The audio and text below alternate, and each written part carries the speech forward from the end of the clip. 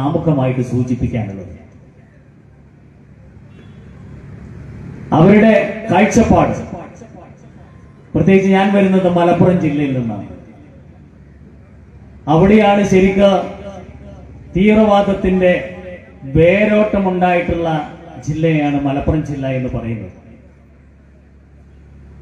മുൻകാലങ്ങളിൽ അവിടെ തീവ്രവാദ പ്രവർത്തനങ്ങൾക്ക് വേണ്ടിയിട്ട് എന്തെല്ലാം ചെയ്യാൻ പറ്റുമോ അതിനുള്ള എല്ലാ മുന്നൊരുക്കങ്ങളും സഹായങ്ങളും കൊടുത്തിട്ടുള്ള രണ്ട് മുന്നണികളുമാണ് ഞങ്ങൾ അവിടെ പ്രധാനമായിട്ട് ഇതുപോലെ തീവ്രവാദ പ്രവർത്തനങ്ങൾക്ക് വേരോട്ടം നൽകാൻ അല്ലെങ്കിൽ അവർക്ക് അതിന് മുന്നോട്ട് പോകാൻ സഹായകമായിട്ടുള്ളത്.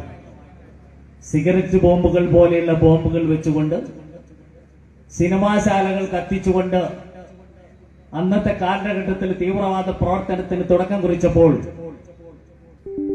സംഘപരിവാർ പ്രസ്ഥാനത്തിന്റെയും അതുപോലെയുള്ള ഭാരതീയ ജനതാ പാർട്ടിയുടെ പ്രവർത്തകർ അന്നത്തെ പോലീസ് വിഭാഗത്തോട് ഇത് പിൽക്കാലത്ത് നമ്മുടെ നാടിന് ഭീഷണിയായി മാറും, ശക്തമായ രീതിയിലുള്ള നടപടികൾ എടുക്കാതെ പോകുമ്പോൾ അത് വരും കാലഘട്ടത്തില് അതിനെ പ്രതിരോധിക്കാൻ ഞങ്ങളെപ്പോലെയുള്ള സംഘടനകൾ ഉണ്ടാകും, അത് എന്നും ഞങ്ങൾ അതിന് തയ്യാറാവുമെന്ന് കൂടി ഞങ്ങളന്ന് സൂചിപ്പിക്കേണ്ടായി.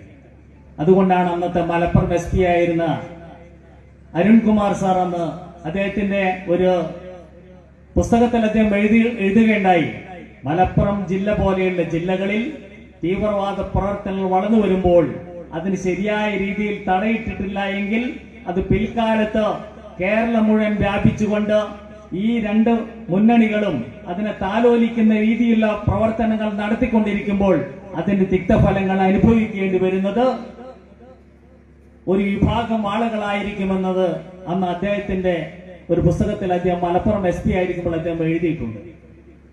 അങ്ങനെയുള്ള സാഹചര്യത്തിലൂടെ കടന്നു പോകുമ്പോൾ അതിനെതിരെ ശക്തമായ നടപടിയെടുക്കുന്നതിനോ അല്ലെങ്കിൽ തുച്ഛമായ വോട്ട് ബാങ്കിന് വേണ്ടിയിട്ട് പൊളിറ്റിക്കൽ ഇസ്ലാമിനെ ശരിയായ രീതിയിൽ ഉപയോഗിച്ചുകൊണ്ട് അധികാരമാണ് വലുത്, രാഷ്ട്രമല്ല വലുത്, അല്ലെങ്കിൽ സ്വദേശമല്ല രാഷ്ട്രമല്ല ദേശമല്ല വലുത് എന്ന് ആ രീതിയിലുള്ള നിലപാടുകൾ എടുത്തത് കൊണ്ടാണ് കേരളത്തിൽ ഇത്രമാത്രം തീവ്രവാദ പ്രവർത്തനങ്ങളും മത തീവ്രവാദ പ്രവർത്തനങ്ങളും നടന്നുകൊണ്ടിരിക്കുന്ന ഒരു യാഥാർത്ഥ്യമാണ്.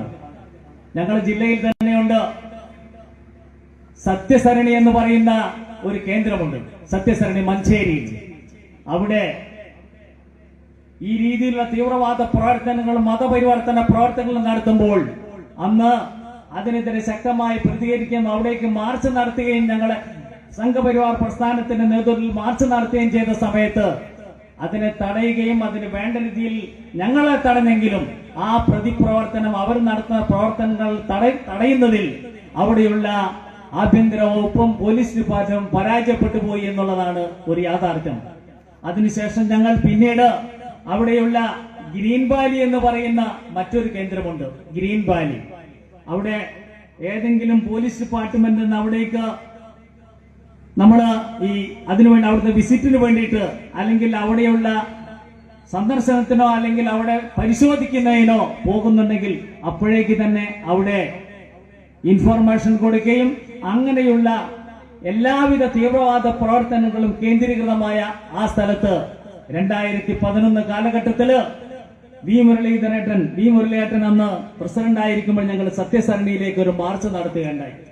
ഗ്രീൻ വാലിയിലേക്ക് മത തീവ്രവാദത്തിന്റെ കേന്ദ്രമായിട്ടുള്ള മലപ്പുറം ജില്ലയില് അത് വീണ്ടും ഉദിച്ചുകൊണ്ട് ഒരു സമൂഹത്തെ പരിപൂർണമായി പേടിപ്പെടുത്തിക്കൊണ്ട് ഭീഷണിപ്പെടുത്തിക്കൊണ്ട് സംഘടനാ പ്രവർത്തനം നടത്തുന്ന അത്തരം തീവ്രവാദ കേന്ദ്രങ്ങൾ തകർക്കണമെന്ന് പറഞ്ഞുകൊണ്ട് ആ സമരം നടത്തിയപ്പോഴും അതിനെയും പ്രതിഷേധിക്കുകയും അതിനെതിരെ ശക്തമായ നടപടികൾ എടുത്തുകൊണ്ട് ഇന്നും മഞ്ചേരി കോടതിയിലൊക്കെ ഞങ്ങൾ കേസിന് നടക്കുകയാണത്. പക്ഷേ ഭാഗ്യമെന്ന് പറയട്ടെ, ഭാരതത്തിന്റെ ചരിത്രമെഴുത നരേന്ദ്രമോദിജിയുടെ അധികാരത്തിൽ വന്നതിന് ശേഷം ആദ്യമായി കണ്ട് ചങ്കൂറ്റമുള്ള കേന്ദ്രത്തിന്റെ പോലീസ് ആ സത്യസരണിയിലും അതുപോലെ തന്നെ ഗ്രീൻ വാലിയിലും കയറിക്കൊണ്ട് പരിപൂർണമായി റെയ്ഡ് നടത്തിക്കൊണ്ട് ഇനിയൊരു തീവ്രവാദ പ്രവർത്തനവും മലപ്പുറം ജില്ലയിലും കേരളത്തിലും നടത്താൻ ഒരു കാരണവശാലും അനുവദിക്കുന്നില്ല എന്ന് പറഞ്ഞുകൊണ്ട് വ്യക്തമായിട്ടുള്ള ഒരു പരിശോധന നടത്തിക്കൊണ്ട് അത് അടച്ചുപൂട്ടാൻ കഴിഞ്ഞിട്ടുണ്ട് എങ്കിൽ അത് കേന്ദ്രത്തില് നരേന്ദ്രമോദി ഗവൺമെന്റ് അധികാരത്തിൽ വന്നതിന് ശേഷമാണ്. അങ്ങനെ ആ രീതിയിലുള്ള ഒരു പ്രവർത്തനം നമ്മൾക്ക് നടത്താൻ കഴിഞ്ഞത് 1967 ആ നിയമത്തില് ഈ നിയമത്തില് മാറ്റം വരുത്തിക്കൊണ്ട് 2019 പുതിയ നിയമങ്ങൾ ചേർത്തുകൊണ്ട് ഈ നമ്മുടെ തീവ്രവാദ പ്രവർത്തനങ്ങൾക്കെതിരായിക്കൊണ്ടുള്ള നിയമ നടപടികൾ എടുക്കാൻ കേന്ദ്ര ഗവൺമെന്റ് തയ്യാറായതുകൊണ്ട് മാത്രമാണ് കേരളത്തിൽ, പ്രത്യേകിച്ച് എന്റെ ജില്ലയിലുള്ള മലപ്പുറം ജില്ലയിലൊക്കെ തീവ്രവാദ പ്രവർത്തനങ്ങൾക്ക് അറുതി വരുത്താൻ അത് സഹായകമായിട്ടുള്ളത് എന്നാണ് എനിക്ക് സൂചിപ്പിക്കാനുള്ളത്. പക്ഷേ എനിക്ക് പറയാനുള്ളത്, ഈ കഴിഞ്ഞ ത്രിതല പഞ്ചായത്ത് തെരഞ്ഞെടുപ്പിൽ പരിശോധിച്ച് നോക്കിയാൽ നമ്മൾക്ക് കാണാൻ പറ്റും, ഈ തീവ്രവാദ ശക്തികളുമായി കൊണ്ടാണ് ഇരു മുന്നണികളും യോജിച്ചുകൊണ്ട് അവർ തെരഞ്ഞെടുപ്പിനെ നേരിട്ടത്. എന്റെ ജില്ലയിൽ, മലപ്പുറം ജില്ലയിൽ കഴിഞ്ഞ തെരഞ്ഞെടുപ്പിൽ 11 സീറ്റാണ് വെൽഫെയർ പാർട്ടിക്ക് ഉണ്ടായിരുന്നെങ്കിൽ ജമാഅത്തെ ഇസ്ലാമിയുടെ പൊളിറ്റിക്കൽ രൂപമായിട്ടുള്ള വെൽഫെയർ പാർട്ടിക്ക് 11 12 സീറ്റാണ് ഉണ്ടായിരുന്നതെങ്കിൽ അത് ഇന്ന് 24 സീറ്റിലേക്ക് വളർത്തിക്കൊണ്ട് ലീഗിനെ കൂട്ടുപിടിച്ചുകൊണ്ട് ആ ലീഗിന്റെ സഹായത്തോടു കൂടിയിട്ട് അവിടെ അവരുടേതായിട്ടുള്ള അധികാരം ഉറപ്പിക്കുന്നതിനുള്ള ഒരു ശ്രമം നടന്നുകൊണ്ടിരിക്കുകയാണ്. പ്രിയമുള്ളവരെ, പൊളിറ്റിക്കൽ ഇസ്ലാം എന്നറിയപ്പെടുന്ന ആ സിദ്ധാന്തത്തിലൂടെ അവരുടേതായിട്ടുള്ള കാഴ്ചപ്പാടോട് കൂടിയിട്ട് അധികാരം ഞങ്ങൾക്ക് കൂടി കിട്ടത്തക്ക രീതിയിൽ ആ ജമാഅത്തെ ഇസ്ലാമിയെ വളർത്തി വലുതാക്കിക്കൊണ്ടാണ് UDFന്റെ സഹായത്തോട് കൂടിയിട്ട് അത്രമാത്രം മെമ്പർമാരെ അവിടെ ജയിപ്പിച്ചുകൊണ്ടിരിക്കുന്നത്. എന്റെ ജില്ലയിൽ ഇതുപോലെ തന്നെ നിലമ്പൂരിൽ ഞാൻ പോയി കണ്ടിട്ടുണ്ട്. അവിടെ ഇപ്പോഴും ഒരു ഗ്രാമമുണ്ട്. ആ ഗ്രാമത്തില് പഴയകാല ആട്ടിടയന്മാരെ പോലെ മുസ്ലിം സമുദായത്തിലെ കുറച്ച് ആളുകൾ താമസിച്ചുകൊണ്ട് ആ രീതിയിലുള്ള അവിടേക്ക് യാതൊരുവിധ എൻട്രിയും പുറത്തുനിന്ന് ഒരാൾക്ക് പോലും കടക്കാത്ത രീതിയിലുള്ള ഒരു പ്രദേശമാണ് അവിടെ. അത്തരത്തിലുള്ള തീവ്രവാദ പ്രവർത്തനങ്ങളും അത്തരത്തിലുള്ള പ്രവർത്തനങ്ങൾ നടക്കുമ്പോൾ അതിന് ശക്തമായ നിലപാടുകൾ എടുക്കാൻ നമ്മുടെ കേരള ആഭ്യന്തര മന്ത്രാലയം തയ്യാറാകുന്നില്ല എന്നുള്ളതാണ് യാഥാർത്ഥ്യം. ആ തീവ്രവാദ പ്രവർത്തനങ്ങൾക്ക് അറുതി വരുത്തേണ്ടത് ഈ നാട്ടിലെ സാധാരണക്കാരായ ജനങ്ങളുടെ ഒരു ഏറ്റവും വലിയ ഇച്ഛയാണ്. അതാണ് നമ്മുടെ ആവശ്യമെന്നുള്ള തിരിച്ചറിവാണ് സാധാരണക്കാരായ ജനങ്ങൾക്ക് ഉണ്ടാവേണ്ടതെന്നാണ് എനിക്ക് സൂചിപ്പിക്കാനുള്ളത്. ആ രീതിയിൽ തീവ്രവാദ പ്രവർത്തനങ്ങൾക്ക് അറുതി വരുത്തുന്നതിന് വേണ്ടിയിട്ടുള്ള എല്ലാവിധ പ്രവർത്തനങ്ങളും ഞങ്ങളുടെ ഭാഗത്തുനിന്ന് ഉണ്ടാകുമെന്ന് മാത്രമാണ് എനിക്ക് സൂചിപ്പിക്കാനുള്ളത്. ഒറ്റ കാര്യം കൂടെ പറഞ്ഞ് ഞാൻ അവസാനിപ്പിക്കാൻ, പ്രിയമുള്ളവരെ, നമ്മെ സംബന്ധിച്ചിടത്തോളം വളരെ നിർണായകമായ കാലഘട്ടത്തിലൂടെ കടന്നു പോകുന്ന ഈ അവസരത്തിൽ കേരളത്തിൽ അങ്ങോളം ഇങ്ങോളം വരുന്ന ഒരു പൊളിറ്റിക്കൽ ക്രൈറ്റീരിയ വളർന്നു വന്നുകൊണ്ടിരിക്കുകയാണ്. കാരണം മതശക്തികളെ ഉപയോഗിച്ചുകൊണ്ട് അധികാരമേറുന്നുള്ള വോട്ടുകൾ അങ്ങോളം ഇങ്ങോളം വേണ്ടിയിട്ട് പ്രവർത്തിക്കുന്ന ഇരു വിഭാഗങ്ങളെയും മുന്നണികളെയും ഈ നാട്ടിലെ ജനങ്ങൾ തിരിച്ചറിഞ്ഞുകൊണ്ട് ഭാരതീയ ജനതാ പാർട്ടിയുടെയും സംഘപരിവാർ പ്രസ്ഥാനത്തെ നെഞ്ചിലേറ്റിക്കൊണ്ടാണ് ഈ തെരഞ്ഞെടുപ്പിൽ നമ്മൾ വിജയിച്ചിട്ടുള്ളത്.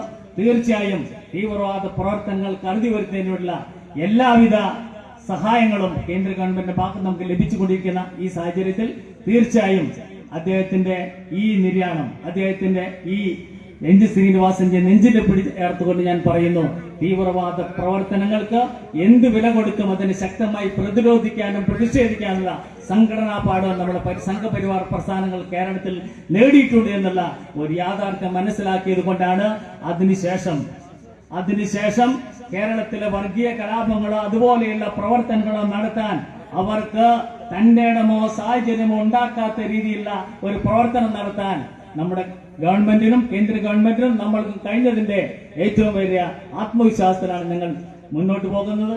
അതിനുവേണ്ടി സർവേശ്വരൻ ഞങ്ങളെ സഹായിക്കട്ടെ എന്ന് മാത്രം പറഞ്ഞുകൊണ്ട് നമ്മുടെ ശ്രീനിവാസൻജിയുടെ ആത്മാവിന് നിത്യശാന്തി ലഭിക്കട്ടെ എന്ന് മാത്രം പറഞ്ഞുകൊണ്ട് അദ്ദേഹത്തിന് പ്രണാമം അർപ്പിച്ച് ഞാൻ അവസാനിപ്പിക്കുന്ന വന്ദേമാണ്.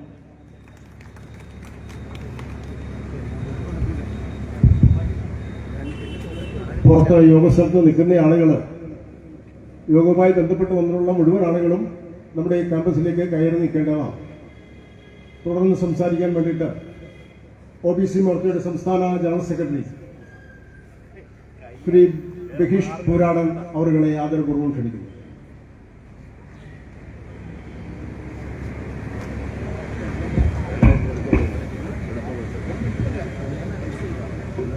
വേദിയിലും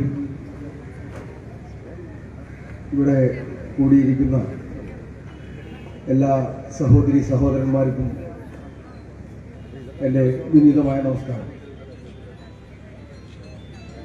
ഇന്നത്തെ ദിവസം എന്ന് പറയുന്നത് നമ്മളെ എല്ലാവരെയും സംബന്ധിച്ചിടത്തോളം വളരെ വൈകാരികമായ സമാനതകളില്ലാത്ത ഒരു ദിവസമായിട്ടാണ് നമ്മൾ കാണുന്നത്. കേരള രാഷ്ട്രീയത്തിലെ സൗമ്യവും സമാധാനപ്രിയനും ഒരു പ്രസംഗത്തിൽ പോലും വൈകാരികത ഉപയോഗിക്കാതെ സൗമ്യമായ രാഷ്ട്രീയത്തിന്റെ സഹവർത്തിത്വത്തിന്റെ പ്രതീകമായിരുന്ന രഞ്ജിത്തേട്ടനെ സമാനതകളില്ലാത്ത തരത്തിൽ അതിപൈശാചികമായി പിശാചിന്റെ സന്തതികൾ നിഷ്ഠൂരമായി കൊലപ്പെടുത്തിയ ദിവസമാണ്. പോലീസിന്റെ എഫ്ഐആറിൽ നമ്മൾക്കെല്ലാവർക്കും അറിയാം, മരണത്തിൽ പോലും മരണത്തിന് ശേഷം പോലും ആ മുഖം നമ്മൾ കാണാതിരിക്കാൻ വേണ്ടി, ഞാനതിന്റെ വിശദാംശങ്ങളിലേക്ക് കൂടുതൽ കടക്കുന്നില്ല, അത്രയും പൈശാചികമായ രീതിയിലാണ് ഈ മതഭ്രാന്തന്മാർ രഞ്ജിത്തേട്ടനെ അവസാനിപ്പിച്ചത്. ഒരുപക്ഷെ 1921 അല്ലെങ്കിൽ സ്വാതന്ത്ര്യ സമര കാലഘട്ടത്തിൽ ബംഗാളിലും ഹൈദരാബാദിലും പഞ്ചാബിലും കാശ്മീരിലും നടന്ന ഇവിടുത്തെ അടിസ്ഥാന ജനതയെ, ഈ രാഷ്ട്രത്തിന്റെ സനാതന ധർമ്മത്തിന്റെ, ഈ രാഷ്ട്രത്തിന്റെ സന്തതികളെ ഭീതി പടർത്തിക്കൊണ്ട് ഇല്ലാതാക്കാമെന്നുള്ള ഒരു ചിന്താധാരയാണ് ഇവരെ നയിച്ചുകൊണ്ടിരിക്കുന്നത്. പക്ഷേ അവർ മറക്കുന്ന ഒരു കാര്യമുണ്ട്. ഭാരതം ആക്രമിച്ചിട്ടുള്ള ഹൂണന്മാരെയും ശാകന്മാരെയും അതുപോലെ തന്നെ ഇവരുടെയൊക്കെ വാപ്പമാരായിട്ടുള്ള ഉസ്ബെക്കിസ്ഥാനിൽ നിന്നും തുർക്ക്മെനിസ്ഥാനിൽ നിന്നും തുർക്കിയിൽ നിന്നും വന്നിട്ടുള്ള ഇവരുടെയൊക്കെ ബാപ്പമാരായിട്ടുള്ള മുഗളന്മാരെ മുട്ടുകുത്തിച്ചൊരു മണ്ണാണ് ഈ ഭാരതം എന്നുള്ളത്. അതൊരിക്കലും മറക്കരുത്. ഇവിടുത്തെ ഹിന്ദുവിന്റെ, ഇവിടുത്തെ അടിസ്ഥാനപരമായ സനാതന ധർമ്മ വിശ്വാസികളുടെ സമാധാനം എന്ന് പറയുന്നത്, സഹിഷ്ണുത എന്ന് പറയുന്നത് നിങ്ങളുടെ കുലക്കത്തിക്ക് നിന്നുകൊടുക്കാനുള്ളതല്ല എന്ന് ഇവിടുത്തെ സന്യാസി സമൂഹമടക്കം തെളിയിച്ചിട്ടുള്ളതാണ്. കാരണം അക്രമം കണ്ട് അതിനെ പേടിച്ചോടാനല്ല ഭഗവാൻ കൃഷ്ണൻ ഭഗവത്ഗീതയിൽ പറഞ്ഞിട്ടുള്ളത്. അക്രമിയെ അതേ മാർഗത്തിലൂടെ കണ്ണിന് കണ്ണായും പല്ലിന് പല്ലായും തിരിച്ചടിച്ച് പാരമ്പര്യമുള്ള ധർമ്മം കാത്തുരക്ഷിച്ചിട്ടുള്ള, കയ്യിൽ ആയുധങ്ങൾ ഏന്തിയിട്ടുള്ള ധർമ്മദൈവങ്ങളുള്ള നാടാണ് ഈ ഭാരതം എന്ന് പറയുന്നത്. ഒരുപക്ഷെ രഞ്ജിത്ജിയുടെ മരണത്തോടുകൂടി അവനും മനുരും കുന്തിരിക്കവും വാങ്ങാമെന്നും 1950-നുള്ളിൽ 2050-നുള്ളിൽ ഇന്ത്യ ഒരു ഇസ്ലാമിക രാഷ്ട്രമാക്കി മാറ്റാമെന്നും സ്വപ്നം കണ്ടിരുന്ന ഇവിടുത്തെ ടിപ്പുവിന്റെ മക്കൾക്ക് മുഗളന്റെ രക്തം സിരകളിലോടുന്ന ആ വിഭാഗക്കാർക്ക് അവരുടെ ശവപ്പെട്ടിയിലുള്ള ആണിയായി മാറി ധീരനായിട്ടുള്ള നമ്മുടെ രഞ്ജിത്ജിയുടെ ബലിദാനം. കേരളത്തിനെ സംബന്ധിച്ചിടത്തോളം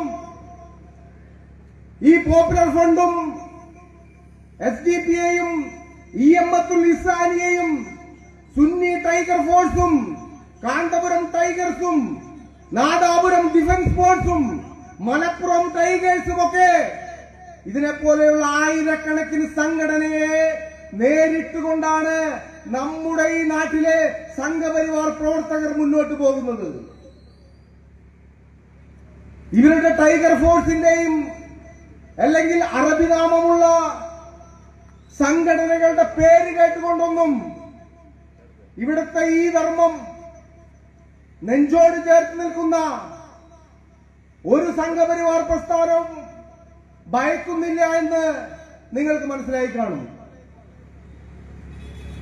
കേരളത്തിനെ സംബന്ധിച്ചിടത്തോളം ഈ തീവ്രവാദ ശക്തികളെ നേരത്തെ മാഷ് പറഞ്ഞതുപോലെ മലപ്പുറം ജില്ലയിലെ 18ഓളം തിയേറ്ററുകൾ സിഗരറ്റ് ബോംബ് ഉപയോഗിച്ച് കത്തിച്ചപ്പോഴും 25 വർഷങ്ങൾക്ക് മുമ്പ് ഈ മലപ്പുറം ജില്ലയിൽ നിന്ന് അത്യാധുനികമായിട്ടുള്ള പൈപ്പ് ബോംബ് കണ്ടെത്തിയപ്പോഴും കേരളത്തിലെ സത്യസന്ധരായിട്ടുള്ള പോലീസ് ഉദ്യോഗസ്ഥർ പറഞ്ഞു കേരളത്തിന്റെ പോക്ക് ഗുരുതരമായ അവസ്ഥയിലേക്കാണ്. പക്ഷേ വോട്ടിന് വേണ്ടി എന്ത് തെമ്മാടിത്തരവും കാണിക്കുന്ന, എന്ത് വൃത്തികേടുകളും കാണിക്കുന്ന ഇവിടുത്തെ കമ്മ്യൂണിസ്റ്റ് പാർട്ടിയും ഇവിടുത്തെ കോൺഗ്രസ് പാർട്ടിയും ആ മത തീവ്രവാദികളെ പാലൂട്ടി വളർത്തിയതിന്റെ ഫലമാണ് ഇന്ന് കേരളത്തിൽ മുഴുവൻ നടന്നുകൊണ്ടിരിക്കുന്ന ഇവിടുത്തെ മാർക്സിസ്റ്റ് പാർട്ടിയുടെ ലോക്കൽ സെക്രട്ടറിമാരുടെയും സെക്രട്ടേറിയറ്റ് അംഗങ്ങളുടെ മക്കളെ വരെ ലവ് ജിഹാദിൽ കുടുക്കിക്കൊണ്ട് ഇവർ മുന്നോട്ട് പോയിക്കൊണ്ടിരിക്കുന്നത്. കേരളത്തിൽ പൂന്തുറ കലാപവും മാറാട് കലാപവും ചാല കലാപവും താനൂരുണ്ടായ കൂട്ടക്കലാപങ്ങൾക്കും ഇവിടുത്തെ മാർക്സിസ്റ്റ് പാർട്ടിയും കോൺഗ്രസുമാണ് ഉത്തരവാദികൾ.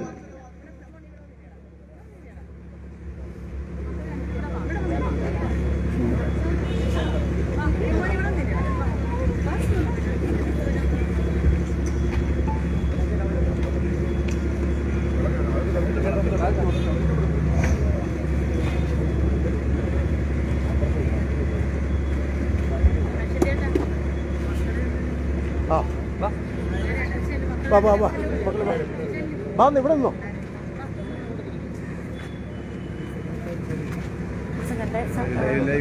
ലൈവ് കട്ട് ചേട്ടാ ലൈവ് കട്ട്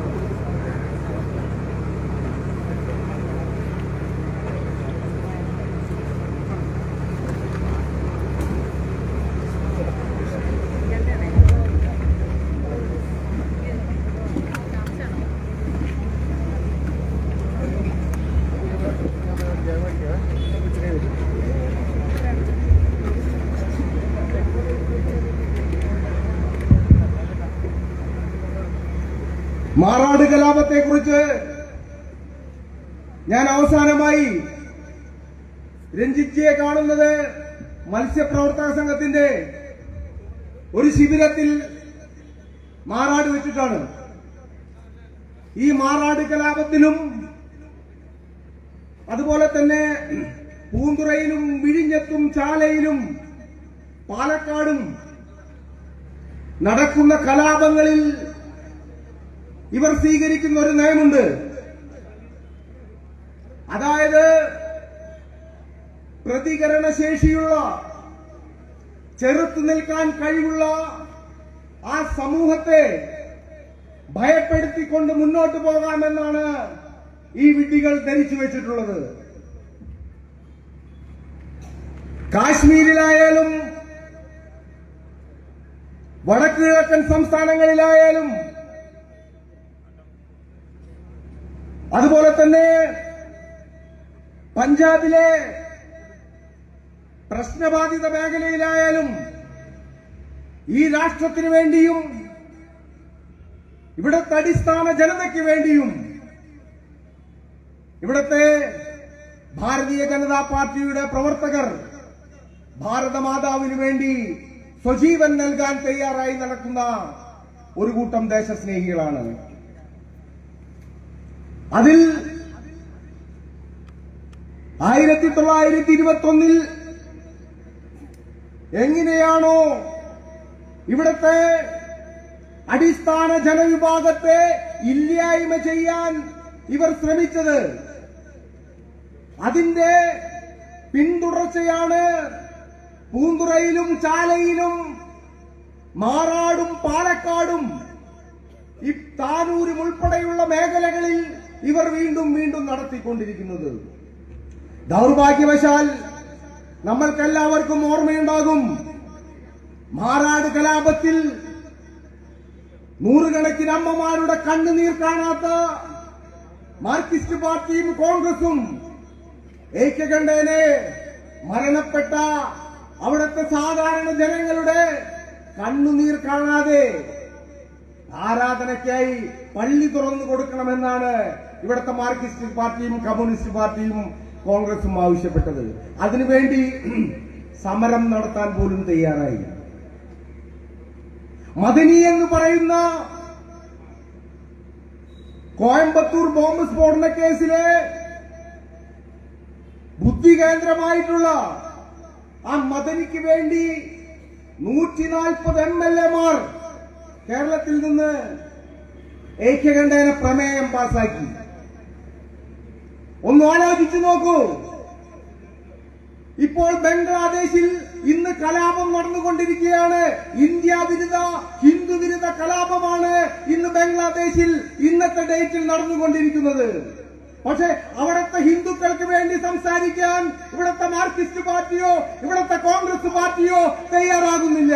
പക്ഷേ മദനിക്ക് വേണ്ടി, പാലസ്തീന് വേണ്ടി, ഗാസയ്ക്ക് വേണ്ടി ഇവർ സമരം ചെയ്യും. ഇതാണോ സോഷ്യലിസം? ഇതാണോ നിങ്ങൾ പഠിപ്പിക്കുന്ന സമദൂരം? ഇത് പച്ചയായിട്ടുള്ള ഇവിടുത്തെ ഭാരതത്തിനെ സ്നേഹിക്കുന്ന ഭാരത വിരുദ്ധമായിട്ടുള്ള പ്രവൃത്തിയാണ് ഇവിടുത്തെ കോൺഗ്രസും മാർക്സിസ്റ്റ് പാർട്ടിയും നടത്തിക്കൊണ്ടിരിക്കുന്നത്. അത് മദനിയുടെ വിഷയമായാലും മാറാടിന്റെ വിഷയമായാലും ഇവിടെ തീവ്രവാദികൾക്ക് വേണ്ടി അച്ചാരം വാങ്ങിക്കൊണ്ടാണ് ഇവിടുത്തെ കമ്മ്യൂണിസ്റ്റ് മാർക്സിസ്റ്റ് പാർട്ടി നാളിതുവരെയായി പ്രവർത്തിച്ചുകൊണ്ടിരിക്കുന്നത്. ഇത് വെറുതെ പറയുന്നതല്ല. അറേബ്യൻ നാട്ടിൽ നിന്ന് വരുന്ന ദിർഹത്തിന് വേണ്ടി ഇവിടുത്തെ തീവ്രവാദികൾക്ക് വേണ്ടി എന്തും ചെയ്തു കൊടുക്കാനുള്ള രണ്ട് പാർട്ടികൾ മാത്രമായി ഈ കേരളത്തിലെ കോൺഗ്രസും മാർക്സിസ്റ്റും അധപ്പതിച്ചു കഴിഞ്ഞു. സ്വന്തം പാർട്ടിയിലെ അശോകന്റെ മകൾ ഹാദിയയായപ്പോഴും ബ്രാഞ്ച് സെക്രട്ടറിയുടെ മകളെ മതം മാറ്റിയപ്പോഴും മാർക്സിസ്റ്റ് പാർട്ടി പറഞ്ഞത് ഞങ്ങൾക്ക് നിങ്ങളെ സഹായിക്കാൻ കഴിയുകയില്ല എന്നാണ്. അപ്പോ ഞാൻ പറഞ്ഞു വരുന്നത്, നമ്മുടെ നാട്ടിൽ, നമ്മുടെ ഈ ഭാരതത്തിൽ നമ്മൾ ആണുങ്ങളായി ജീവിക്കുവാനും നട്ടല്ലുയർത്തി നിൽക്കുവാനും നമ്മൾക്ക് നമ്മൾ മാത്രമേ ഉള്ളൂ. കേന്ദ്രത്തിൽ നരേന്ദ്രമോദിജി ഉള്ള കാരണം ഇവരുടെ പരിപാടികൾ നടക്കില്ല എങ്കിലും നമ്മൾ സുശക്തമായി നിന്നുകൊണ്ട് ഈ തീവ്രവാദികളെ ഈ ഭാരതത്തിന്റെ മണ്ണിൽ നിന്ന് കെട്ടുകെട്ടിക്കണമെന്നാണ് ഞാൻ നിങ്ങളോട് ആവശ്യപ്പെടുന്നത്. അതിനുവേണ്ടി നമ്മൾക്ക് മാറാട് ഉൾപ്പെടെ ഒരുപാട് ബലിദാനികൾ ഉണ്ടായി. ആ ബലിദാനികളുടെ മണ്ണിൽ നിന്നുകൊണ്ട്, അവരുടെ രക്തത്തിൽ ചാലിച്ചുകൊണ്ട്, അവരുടെ കണ്ണുനീരിൽ നിന്നുകൊണ്ട് ഞാൻ പറയുകയാണ്, നമ്മളുടെ ഓരോ പ്രവർത്തനവും നമ്മളുടെ ഭാവി തലമുറയെ ഇന്ന് ബംഗ്ലാദേശിലും പാകിസ്ഥാനിലും അനുഭവിക്കുന്ന, ഹിന്ദുക്കൾ അനുഭവിക്കുന്ന ഈ തീവ്രവാദികളിൽ നിന്നുള്ള രക്ഷയ്ക്ക് വേണ്ടിയായിരിക്കണം നമ്മളുടെ പ്രവർത്തനങ്ങൾ എന്ന് ഞാൻ ദീർഘിപ്പിക്കുന്നില്ല. നമ്മളുടെ ആരാധ്യനായിട്ടുള്ള രമേശ് ചേട്ടനും ശ്രീകുമാർജിയും ഇവിടെ എത്തിയിട്ടുണ്ട്, ഗോപൻ ചേട്ടനുണ്ട്. അപ്പോ ഞാൻ എന്റെ വാക്കുകൾ ഉപസംഹരിക്കുന്നു. നന്ദി, നമസ്കാരം, ജയ് ഹിന്ദ്.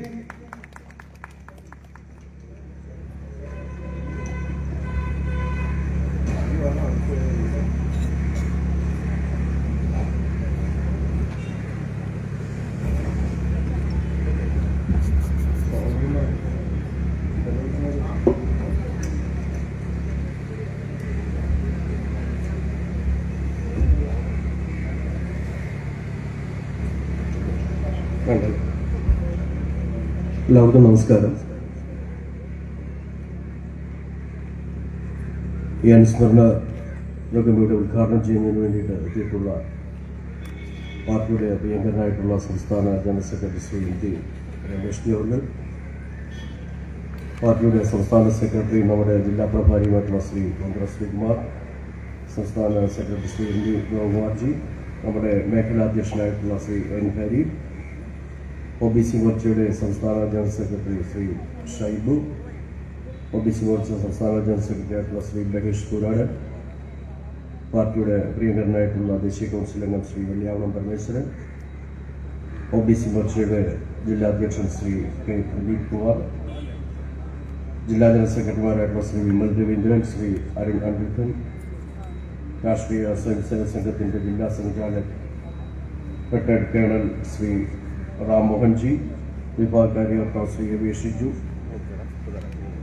വിഭാഗകാര്യകർത്താവ് ശ്രീ സുബ്രഹ്മണ്യം ജി, മറ്റ് വേദിയിലും സദസ്സിൽ വിഭൂഷണമായിട്ടുള്ള പ്രിയമുള്ള സഹപ്രവർത്തകർ, നമ്മുടെ സ്വർഗീയ രഞ്ജിത് ശ്രീനിവാസിന്റെ 4ാമത് ബലിദാനത്തിന്റെ 4ാമത് വാർഷികമാണ് ഇവിടെ.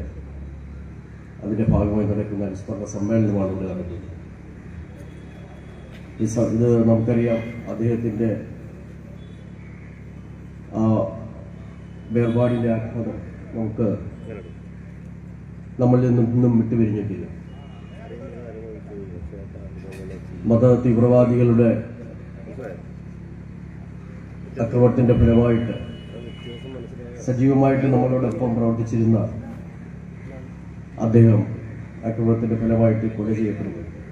ലോകത്ത് തന്നെ സമാനതകളില്ലാത്ത വിധത്തിലുള്ള ഒരു പാതകമാണ് അന്ന് സംഭവിച്ചിട്ടുള്ളത്.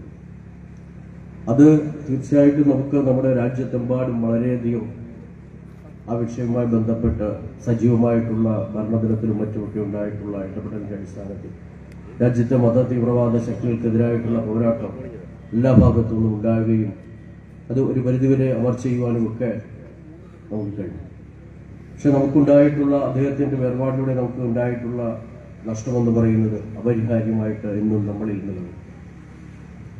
അത് അദ്ദേഹത്തിന്റെ ആ ജീവിതപാന്താവിലൂടെ നമുക്ക് തെളിയിച്ചു തന്നിട്ടുള്ള മാർഗത്തിലൂടെയാണ് നാം അദ്ദേഹത്തിന്റെ ആ സ്മരണകൾ പുതുക്കിക്കൊണ്ട് ഒരു വർഷവും മുന്നോട്ട് പോയിക്കൊണ്ടിരിക്കുന്നത്. തീർച്ചയായിട്ടും അദ്ദേഹത്തിന് ഈ സന്ദർഭത്തിൽ നമുക്ക് നൽകാൻ കഴിയുന്ന ഏറ്റവും ഉദാത്തമായിട്ടുള്ള ഒരു മാതൃക എന്ന് പറയുന്നത് നമ്മുടെ ആദർശത്തെ മുറുകെ പിടിച്ചുകൊണ്ട് മുന്നോട്ട് പോയ അദ്ദേഹത്തിന്റെ ആ ലക്ഷ്യം പൂർത്തീകരിക്കുക എന്നുള്ളതാണ് നമുക്ക് ഈ സന്ദർഭത്തിൽ അദ്ദേഹത്തിന് വേണ്ടി ചെയ്യാവുന്ന ഏറ്റവും ഉദാത്തമായിട്ടുള്ള ഒരു സംഗതി എന്നുകൂടി ഈ സന്ദർഭത്തിൽ ഞാൻ ഓർമ്മിപ്പിക്കുക. അപ്പോൾ അതിന്റെ ഭാഗമായിട്ടാണ് നമ്മൾ ഇന്ന് ഈ അനുസ്മരണ സമ്മേളനം ഇവിടെ സംഘടിപ്പിച്ചിട്ടുള്ളത്. ഈ സമ്മേളനത്തിന് സ്വാഗതം ആശംസിക്കുന്നതിന് വേണ്ടിയിട്ട് പാർട്ടിയുടെ പ്രിയങ്കരനായിട്ടുള്ള ജില്ലാ general secretary Shri K P പരീക്ഷിച്ച് ക്ഷണിച്ചുകൊള്ളുന്നു.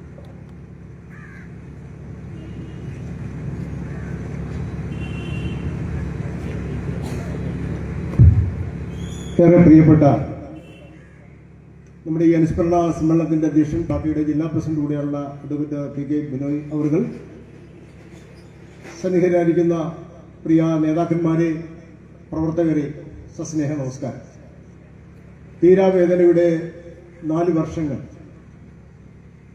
സത്യത്തിന് നമ്മുടെ മനസ്സിനെ ആഘാതമേൽപ്പിച്ചുകൊണ്ട് നമ്മളെ എല്ലാവരെയും കഠിനമായ ദുഃഖത്തിലേക്ക് വലിച്ചിഴച്ചുകൊണ്ടുള്ള ഒരു ദിവസം 4 വർഷം മുമ്പുള്ള ആ ഡിസംബർ 19 നമ്മുടെയൊക്കെ മനസ്സിലുണ്ട്.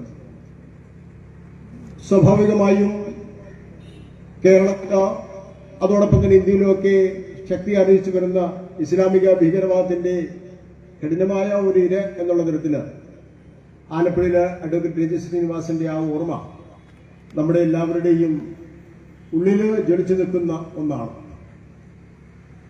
എല്ലാ വർഷവും നമ്മൾ അദ്ദേഹത്തിന്റെ വീട്ടില് പുഷ്പാർച്ചന രാവിലെ നടന്നു. അതോടൊപ്പം തന്നെ സംഘത്തിന്റെ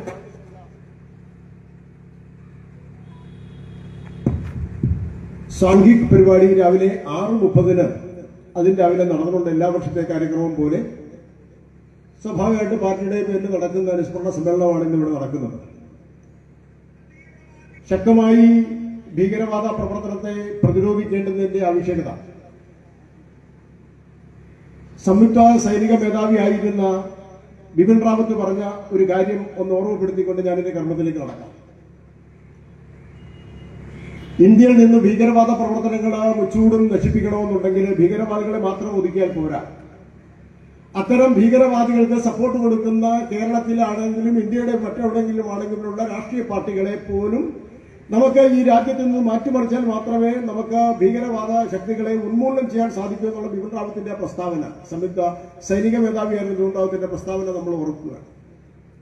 സ്വാഭാവികമായിട്ടും അഡ്വക്കേറ്റ് രഞ്ജിത് ശ്രീനിവാസന്റെ ഈ അനുസ്മരണ 4ാമത് അനുസ്മരണം നടക്കുമ്പോൾ നമ്മുടെയൊക്കെ ഉള്ളിൽ വരേണ്ടത് ഈ നാട്ടിലെ ഭീകരവാദ പ്രവർത്തനങ്ങളെ താലോലിക്കുന്ന മുഴുവൻ രാഷ്ട്രീയ പ്രസ്ഥാനങ്ങളെയും ഈ നാട്ടിൽ നിന്ന് സ്ഥിരമായി അകറ്റി നിർത്തുവാനുള്ള ഒരു രാഷ്ട്രീയ ഇച്ഛാശക്തി ജനങ്ങളിൽ ഉണ്ടാക്കിയെടുക്കുന്നതിലാണ് നമ്മുടെ വിജയം. അതിനു വേണ്ടിയിട്ട് നമുക്ക് പ്രതിജ്ഞയെടുക്കാം എന്ന് മാത്രം സൂചിപ്പിച്ചുകൊണ്ട്, ചഞ്ചല മാനസ ചപലത നീക്കൂ, നിശ്ചല നിഷ്ഠ വളർത്തൂ നീ, മരണം തന്നെ വന്നെന്നാലും മലയോട് തുല്യം നിൽക്കൂ നീ എന്നുള്ള ഗണഗീതം നമ്മുടെ ഉള്ളിന്റെ ഉള്ളില് നമുക്ക് ഉറപ്പിച്ചുകൊണ്ട് വരുംകാലങ്ങളിൽ മുഴുവൻ ഭീകരവാദ പ്രവർത്തനങ്ങളെ നേരിടുവാൻ സാധിക്കുന്ന തരത്തിൽ ജനാധിപത്യ പ്രക്രിയയ്ക്ക് തടസ്സമായി നിൽക്കുന്ന മുഴുവൻ ശക്തികളെയും നേരിടാൻ സാധിക്കുന്ന തരത്തിൽ നമുക്ക് ഒത്തൊരുമിച്ച് മുന്നോട്ട് പോകാം എന്ന് പറഞ്ഞുകൊണ്ട് ഈ അനുസ്മരണ സമ്മേളനത്തിൽ അധ്യക്ഷത വഹിക്കുന്ന പാർട്ടിയുടെ ജില്ലാ അധ്യക്ഷൻ അഡ്വക്കേറ്റ് പി കെ ബിനോയ് അവരുടെ ഏവരുടെ മേൽ ഞാൻ ആദരപൂർവ്വം സ്വാഗതം ചെയ്യുന്നു.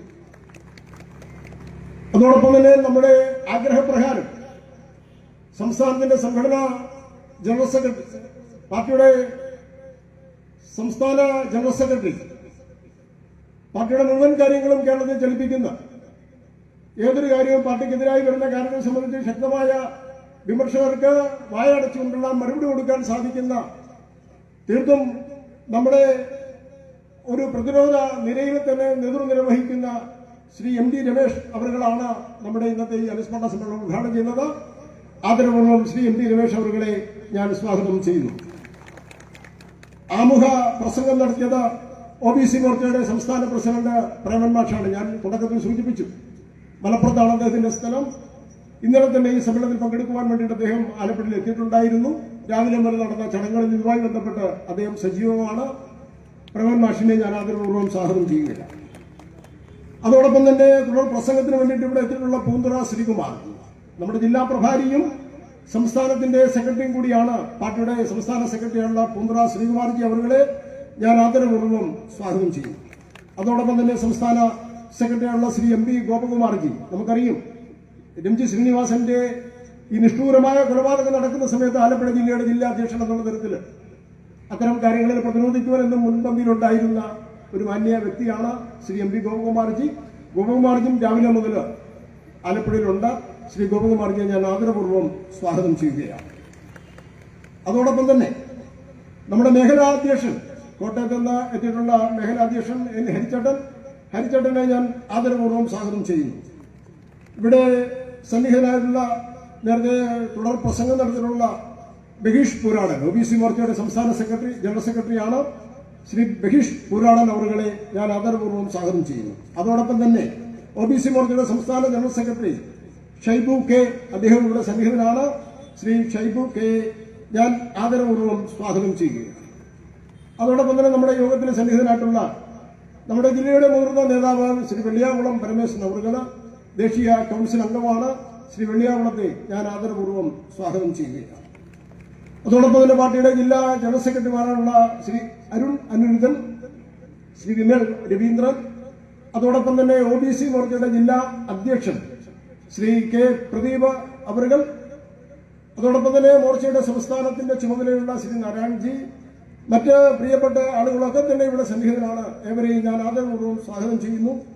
കൂട്ടത്തില് മറ്റൊന്ന് സൂചിപ്പിക്കാനുള്ളത്, നമ്മുടെ ഈ സമ്മേളനം നടക്കുമ്പോഴത്തേക്ക് സംഘത്തിന്റെ മാനനീയ ജില്ലാ സംഘചാലക് കേണൽ റിട്ടയർഡ് രാം മോഹൻ ദാസ് ജി ഇവിടെ സന്നിഹിതനാണ്.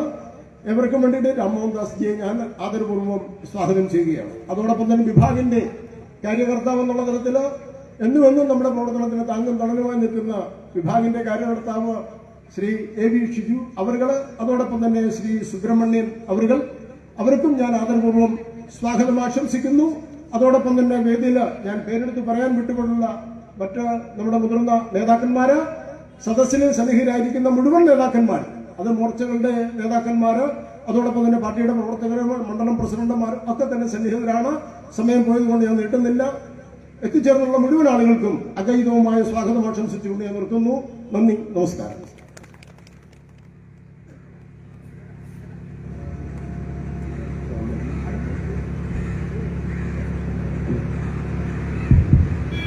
പ്രിയപ്പെട്ട മീഡിയ പ്രവർത്തകർക്ക് സ്വാഗതം ആശംസിക്കാൻ വിട്ടുപോയി ക്ഷമിക്കണം.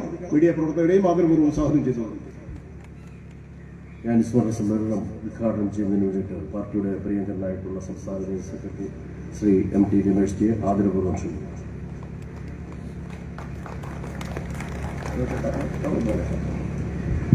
ഞാൻ നേരത്തെ ഒരു കാര്യം കൂടെ വിട്ടുപോയി. നമ്മുടെ സ്വർഗീയ രഞ്ജിത്തിന്റെ മക്കള് ഭാഗ്യയും ഹൃദയയും നമ്മുടെ ഈ പരിപാടിയിൽ സന്നിഹിതനാണ്. ഞാൻ നേരത്തെ വിട്ടുപോയി ക്ഷമ ചോദിക്കുന്നു. അവരെയും കൂടെ സ്വർഗീയ രഞ്ജിത്തിന്റെ പേരിൽ ആദരപൂർവ്വം സ്വാഗതം ചെയ്യുന്നു.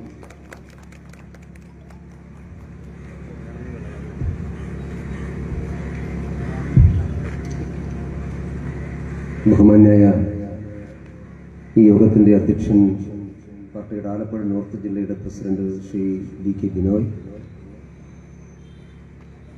ആലപ്പുഴ ജില്ലയിലെ ഭാരതീയ ജനതാ പാർട്ടിയുടെ മുതിർന്ന നേതാവും പാർട്ടി നാഷണൽ കൗൺസിൽ മെമ്പറുമായ ശ്രീ വെള്ളിയാകുളം പരമേശ്വരൻ,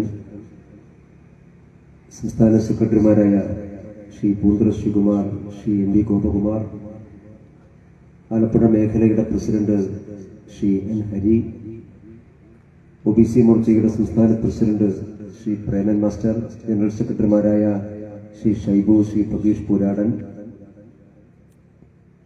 പാർട്ടിയുടെ ജില്ലാ ജനറൽ സെക്രട്ടറിമാർ, ജില്ലാ ഭാരവാഹികൾ, മറ്റു നേതാക്കളെ, പ്രിയപ്പെട്ട സഹപ്രവർത്തകരെ, സഹോദരി സഹോദരന്മാരെ, എല്ലാവർക്കും നമസ്കാരം. സ്വർഗീയ രഞ്ജിത് ശ്രീനിവാസൻ ജിയുടെ 4ാമത്തെ അനുസ്മരണ സമ്മേളനത്തിലാണ് നമ്മളെല്ലാവരും ഒരുമിച്ചുള്ളത്. 4 വർഷം മുമ്പ് നടന്ന അങ്ങേയറ്റം മനുഷ്യത്വരഹിതമായ ഒരു വലിയ കൊലപാതകത്തിന്റെ ഞെട്ടലിൽ ഇന്നും കേരളത്തിലെ സാമാന്യ മനസ്സാക്ഷിയുള്ള സമൂഹം മുക്തരായിട്ടുണ്ട് എന്നെനിക്ക് തോന്നുന്നില്ല. കേരളത്തിൽ സംഘർഷങ്ങളും കൊലപാതകങ്ങളുമൊന്നും ആദ്യത്തെ അനുഭവമോ സംഭവമോ ഒന്നുമല്ല. പക്ഷെ ചില സംഭവങ്ങൾ മലയാളിയുടെ മനസ്സിൽ എന്നും ഓർമ്മയായിട്ട് നിൽക്കും. മറക്കണമെന്ന് ആഗ്രഹിച്ചാലും മറക്കാൻ കഴിയാതെ നമ്മുടെ എല്ലാവരുടെയും മനസ്സിൽ ഒരു വലിയ ദുഃഖവും വേദനയുമായിട്ടൊക്കെ തങ്ങി നിൽക്കുന്ന സംഭവങ്ങളിൽ അത്തരം സംഭവങ്ങളൊന്നാണ് രഞ്ജിത്ജിയുടെ ക്രൂരമായിട്ടുള്ള കൊലപാതകം. ഒരു സാധാരണ പൊതുപ്രവർത്തകൻ എന്നുള്ള നിലക്ക് എല്ലാവരുടെയും സ്നേഹവും വിശ്വാസവും പിടിച്ചുപറ്റിയിട്ടുള്ളൊരു മനുഷ്യൻ. രാഷ്ട്രീയ പ്രവർത്തനത്തിൽ ചിലപ്പോഴെങ്കിലും നമുക്കെല്ലാം എതിരാളികൾ ഉണ്ടാകും. പക്ഷെ അങ്ങനെ ഒരു എതിരാളി ഉണ്ട് എന്നും പോലും ആർക്കും പറയാൻ സാധിക്കാതെ എല്ലാവരെയും ഒരുമിച്ച് ചേർത്ത് പിടിച്ച് മുമ്പോട്ട് പോകുന്ന ഒരാൾക്ക് അദ്ദേഹത്തോട് എങ്ങനെയാണ് ഒരു കൂട്ടം ആളുകൾക്ക് ശത്രുതയുണ്ടായത് എന്ന് നമുക്ക് ആർക്കും അറിയില്ല. ആ ശത്രുത ഒരു വ്യക്തിയോടായിരിക്കില്ല, ഒരു നിലപാടിനോടായിരിക്കും, ഒരു ആശയത്തോടായിരിക്കാം. പക്ഷെ എങ്ങനെ പറയുമ്പോഴും ആശയത്തെയും വിശ്വാസത്തെയും എല്ലാം എതിർക്കുമ്പോഴും മനുഷ്യരാണല്ലോ എല്ലാവരും. അങ്ങനെ ഒരു സാധാരണ മനുഷ്യനോട് ശത്രുത കാണിക്കാൻ സാധിക്കുന്നത് മനുഷ്യത്വരഹിതമായിട്ടുള്ള പ്രവർത്തനം നടക്കുന്നവർക്ക്. അത്തരം മനുഷ്യത്വരഹിതമായിട്ടുള്ള പ്രവർത്തനം നടത്തുന്ന ആളുകളാണ് രഞ്ജിത് ശ്രീനിവാസന്റെയുടെ ഈ കൊലപാതകത്തിന്റെ പുറകിലുണ്ടായിരുന്നത്. അവരെയാണ് നാം എല്ലാവരും ഭീകരവാദികൾ എന്ന് പറയുന്നത്. ലോകത്തിലൊരു ഭീകരവാദിയും മനുഷ്യത്വത്തോട് സംസാരിക്കാറില്ല. ലോകത്തിലൊരു ഭീകര സംഘടനയും മാനവ സ്നേഹത്തെക്കുറിച്ച് സംസാരിക്കാറില്ല. അവർ കൊന്നൊടുക്കുന്നെല്ലാം നിരപരാധികളായിട്ടുള്ള ആളുകളെയാണ്. ഭീകരവാദത്തിന്റെ ഇരകളായി മരിച്ചു വീണിട്ടുള്ള മഹാഭൂരിപക്ഷം ആളുകളും നിരപരാധികളാണ്, നിസ്സഹായരായിട്ടുള്ള ആളുകളാണ്. ലോകത്ത് എവിടെ നിന്ന് നോക്കിയാലും ഭീകരവാദത്തിന് ഇരകളായി മരിച്ചുപോയവർ, കൊല്ലപ്പെട്ടവർ, നാശനഷ്ടം സംഭവിച്ചവർ, അംഗഭംഗം വന്നവർ, അവരെല്ലാവരും നിരപരാധികളായിരുന്നു, നിസ്സഹായരായിരുന്നു. ഈ നാട്ടിൽ സാധാരണ ജീവിതം നയിക്കാൻ തയ്യാറായിട്ടുള്ള ആളുകളായിരുന്നു. അതുകൊണ്ടാണ് എല്ലായ്പ്പോഴും നാം പറയാറ്, മാനവ സമൂഹത്തിന്റെയും മനുഷ്യത്വത്തിന്റെയും ശത്രുവാണ് ഭീകരവാദം എന്നുള്ളത്. അത്തരമൊരു ഭീകരവാദത്തിന്റെ ഇരയായിട്ടാണ് രഞ്ജിത് ശ്രീനിവാസൻ 4 വർഷം മുമ്പ് നമ്മളോട് വിട പറഞ്ഞു. ഇന്നും നമുക്കാർക്കും മറക്കാൻ കഴിയാത്ത, കേരളത്തിലെ ഭാരതീയ ജനതാ പാർട്ടിക്കോ രാഷ്ട്രീയ സ്വയംസേവക സംഘത്തിന്റെയോ ഹിന്ദുത്വ പ്രത്യയശാസ്ത്രത്തിന്റെയോ പ്രവർത്തകന്മാർക്ക് മാത്രമല്ല, ഈ നാട്ടിലെ പൊതുസമൂഹത്തിന് ആർക്കും മറക്കാൻ സാധിക്കാത്ത ഒരു തീരാവേദനയായി എല്ലാവരുടെയും മനസ്സിൽ സൂക്ഷിക്കുന്ന ആ ദുഃഖകരമായ സംഭവത്തിന്റെ 4 വർഷം പൂർത്തിയാകുന്ന ഈ സന്ദർഭത്തിൽ സ്വർഗീയ രഞ്ജിത് ശ്രീനിവാസന്റെ ഉജ്ജ്വലമായിട്ടുള്ള ഓർമ്മയ്ക്ക് മുമ്പിൽ ഞാൻ ആദ്യമേ ആദരാഞ്ജലികൾ അർപ്പിക്കുകയാണ്. കേരളത്തിൽ ഒരുപാട് ചർച്ച ചെയ്യപ്പെട്ടിട്ടുള്ള, ഒരുപാട് ആളുകളുടെ മനസ്സിൽ 100,000 ചോദ്യങ്ങൾ ഉയർത്തിയിട്ടുള്ള ഒരു സംഭവമായിരുന്നു ആ കൊലപാതകം. പോപ്പുലർ ഫ്രണ്ടിന്റെയും മുസ്ലിം മതഭീകരവാദ പ്രവർത്തനത്തിന്റെയും പ്രവർത്തനങ്ങൾ കേരളത്തിൽ നമ്മുടെ സാമൂഹിക ജീവിതത്തിന് വലിയ വെല്ലുവിളി ഉയർത്തിയിരുന്ന ഒരു കാലഘട്ടത്തിലാണ് രഞ്ജിത് ശ്രീനിവാസൻജി കൊല്ലപ്പെടുന്നത്. മലയാളികളെ ഭയപ്പെടുത്തി തങ്ങളുടെ വരുതിക്ക് നിർത്താൻ സാധിക്കുമെന്നുള്ള ഒരു ഹിഡൻ അജണ്ടയുടെ പുറത്തായിരുന്നു അന്ന് കേരളത്തിൽ മുസ്ലിം ഭീകരവാദ സംഘടനകളെല്ലാം പ്രവർത്തിച്ചത്. ഒരു സംഭവം മാത്രമായിരുന്നില്ല. കേരളത്തിന്റെ ഒരറ്റം മുതൽ മറ്റേ അറ്റം വരെ ഇത്തരം ഭീകരവാദ പ്രവർത്തനത്തിന് നേതൃത്വം കൊടുത്തുകൊണ്ട് ഭീകരമായിട്ടുള്ള കൊലപാതകം നടത്തുക, ഇതായിരുന്നു പോപ്പുലർ ഫ്രണ്ടിന്റെ ഒരു അജണ്ട. ആളുകളുടെ മനസ്സിൽ ഭീതി ഉണ്ടാക്കുക, ഭയമുണ്ടാക്കുക, അത്തരമൊരു സാഹചര്യമായിരുന്നു അന്നുണ്ടായിരുന്നത്. കാസർഗോഡ് ജില്ല മുതൽ തിരുവനന്തപുരം വരെ 100 കണക്കിന് പ്രവർത്തകന്മാർ ആക്രമിക്കപ്പെട്ടിട്ടുള്ള ഒരു കാലഘട്ടം. വിദേശ രാജ്യങ്ങളിൽ നിർബാധം അവർക്ക് പണം ലഭിക്കുമാറുണ്ടായിരുന്നു. നമ്മുടെ ഭരണകൂടത്തെ വെല്ലുവിളിക്കാൻ സാധിക്കുന്ന വലിയ നെറ്റ്വർക്ക് അവർക്കുണ്ടായിരുന്നു. കേരളത്തിലെ പോലീസ് സേനയിൽ അവർക്ക് വലിയ സ്വാധീനമുണ്ടായിരുന്നു. പോലീസിന്റെ രഹസ്യാന്വേഷണ വിവരങ്ങളെല്ലാം അവർക്ക് ചോർന്നു കിട്ടുമായിരുന്നു.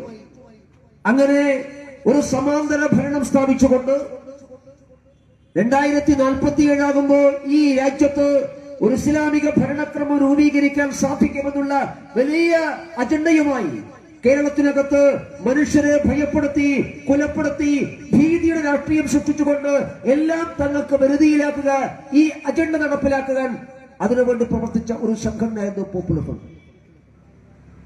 ആ പോപ്പുലർ ഫ്രണ്ടിന്റെ ഈ ഭീതി ജനിപ്പിക്കാൻ നടത്തിയിട്ട് പ്രവർത്തനത്തിന്റെ ഭാഗമായിട്ടാണ് രഞ്ജിത് ശ്രീനിവാസന്റെയും കൊല്ലപ്പെട്ടത്. ആലപ്പുഴയിൽ തന്നെ ആദ്യത്തെ സംഭവമല്ല അത്.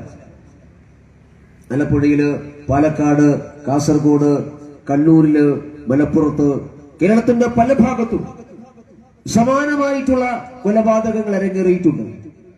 ഓരോ കൊലപാതകവും ഭീതിജനകമായിരുന്നു. ഓരോ കൊലപാതകവും അത് കാണുകയും കേൾക്കുകയും ചെയ്യുന്ന ആളുകളുടെ എല്ലാം മനസ്സിൽ ഭീതി പരത്തുന്നതായിരുന്നു. അതായിരുന്നു അവർക്ക് ആവശ്യം. ആളുകളെ കൊല്ലുക എന്ന് പറഞ്ഞാൽ പലതരത്തിലാവാം. പക്ഷെ കൊലപാതകം അത് കാണുകയും കേൾക്കുകയും ചെയ്യുന്ന ഒരു സമൂഹത്തെയാകെ ഭീതിയിലാക്കിക്കൊണ്ട് തങ്ങളെ ചെറുക്കാൻ ആർക്കും കഴിയില്ല എന്ന ബോധ്യമുണ്ടാക്കാൻ വേണ്ടി അതിനു വേണ്ടിയിട്ടുള്ള പരിശ്രമമായിരുന്നു. അതുകൊണ്ടാണ് ഞാൻ ആദ്യമേ പറഞ്ഞത്, ലോകത്തെല്ലാ ഭീകരവാദികളും ചെയ്യുന്നത് സമാനമായിട്ടുള്ള ശ്രമമാണ്. എല്ലാ ഭീകരവാദികളും ചെയ്യുന്നത് ആളുകൾ ഭീതി ഉണ്ടാക്കുക എന്നുള്ളതാണ്.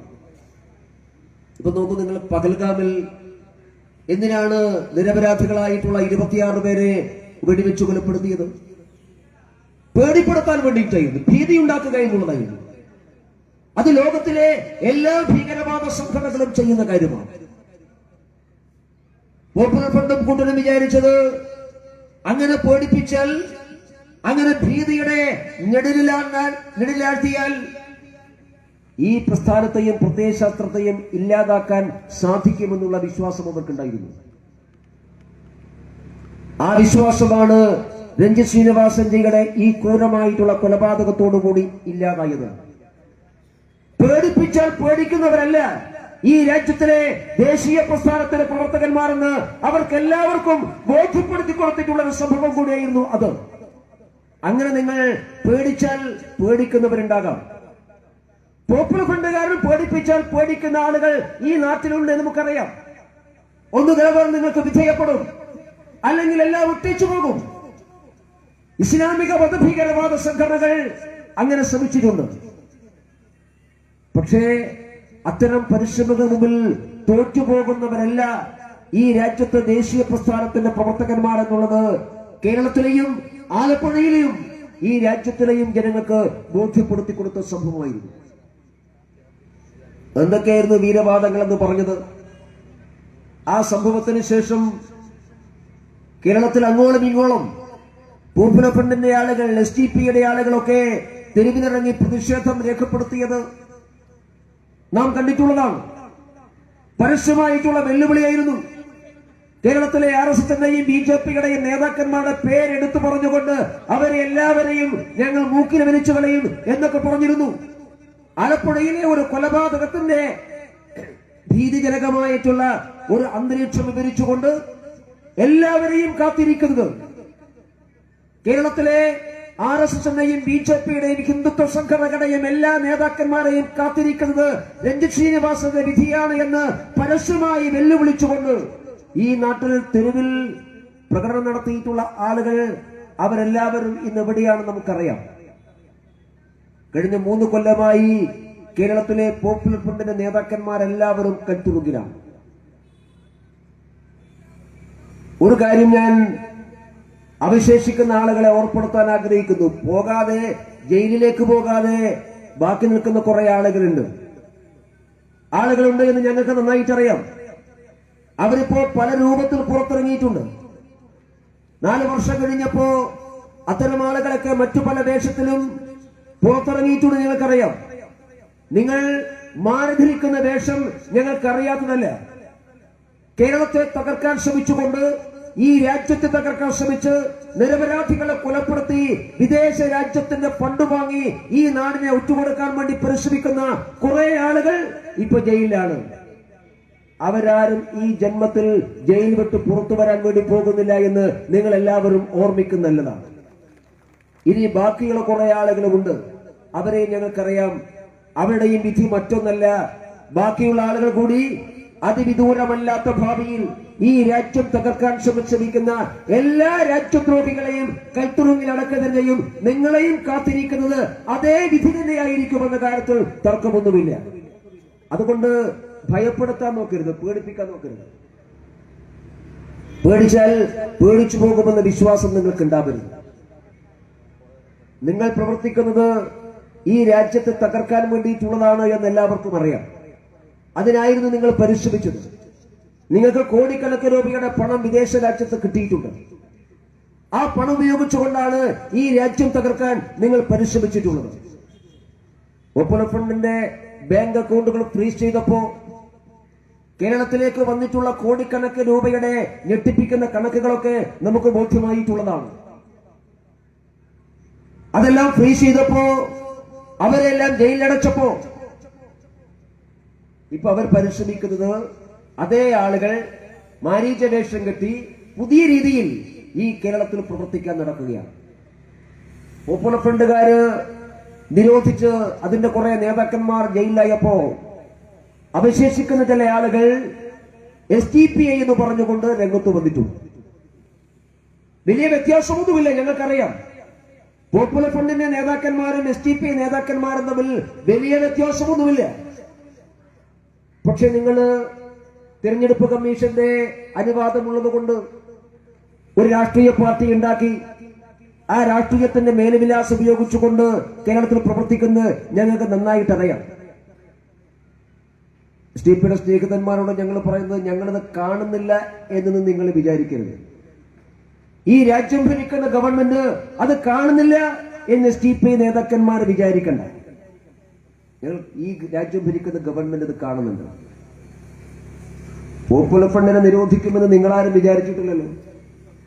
നിങ്ങൾ വലിയ വീരശൂര പരാക്രമികളായിട്ട് കേരളത്തിൽ ഉറഞ്ഞു തുള്ളിയപ്പോ ഒരു പോപ്പുലർ ഫ്രണ്ടുകാരനും വിചാരിച്ചിട്ടില്ലല്ലോ നിങ്ങൾ നിരോധിക്കപ്പെടുന്നു, ജയിലിലാകുമെന്നുമൊക്കെ. നിങ്ങളെ ഉറക്കപ്പായിൽ നിന്ന് എഴുന്നേറ്റ് ജയിലിലേക്ക് നടത്തിച്ചു കൊണ്ടുപോയിട്ടുള്ള ഗവൺമെന്റാണ് ഈ രാജ്യം ഭരിക്കുന്നത്. അതുകൊണ്ട് ആലപ്പുഴയിൽ ഇപ്പോഴും കുറെ SDPIക്കാർ ബാക്കിയുണ്ട്. നിങ്ങൾ തെരഞ്ഞെടുപ്പിൽ മത്സരിക്കുന്നുണ്ട്, നിങ്ങൾക്ക് CPM-ന് സഹായമുണ്ട്. പക്ഷെ ഒരു കാര്യം SDPI നേതാക്കന്മാരെയും പ്രവർത്തകന്മാരെയും ഓർപ്പെടുത്താൻ ഞങ്ങൾ ആഗ്രഹിക്കുന്നു.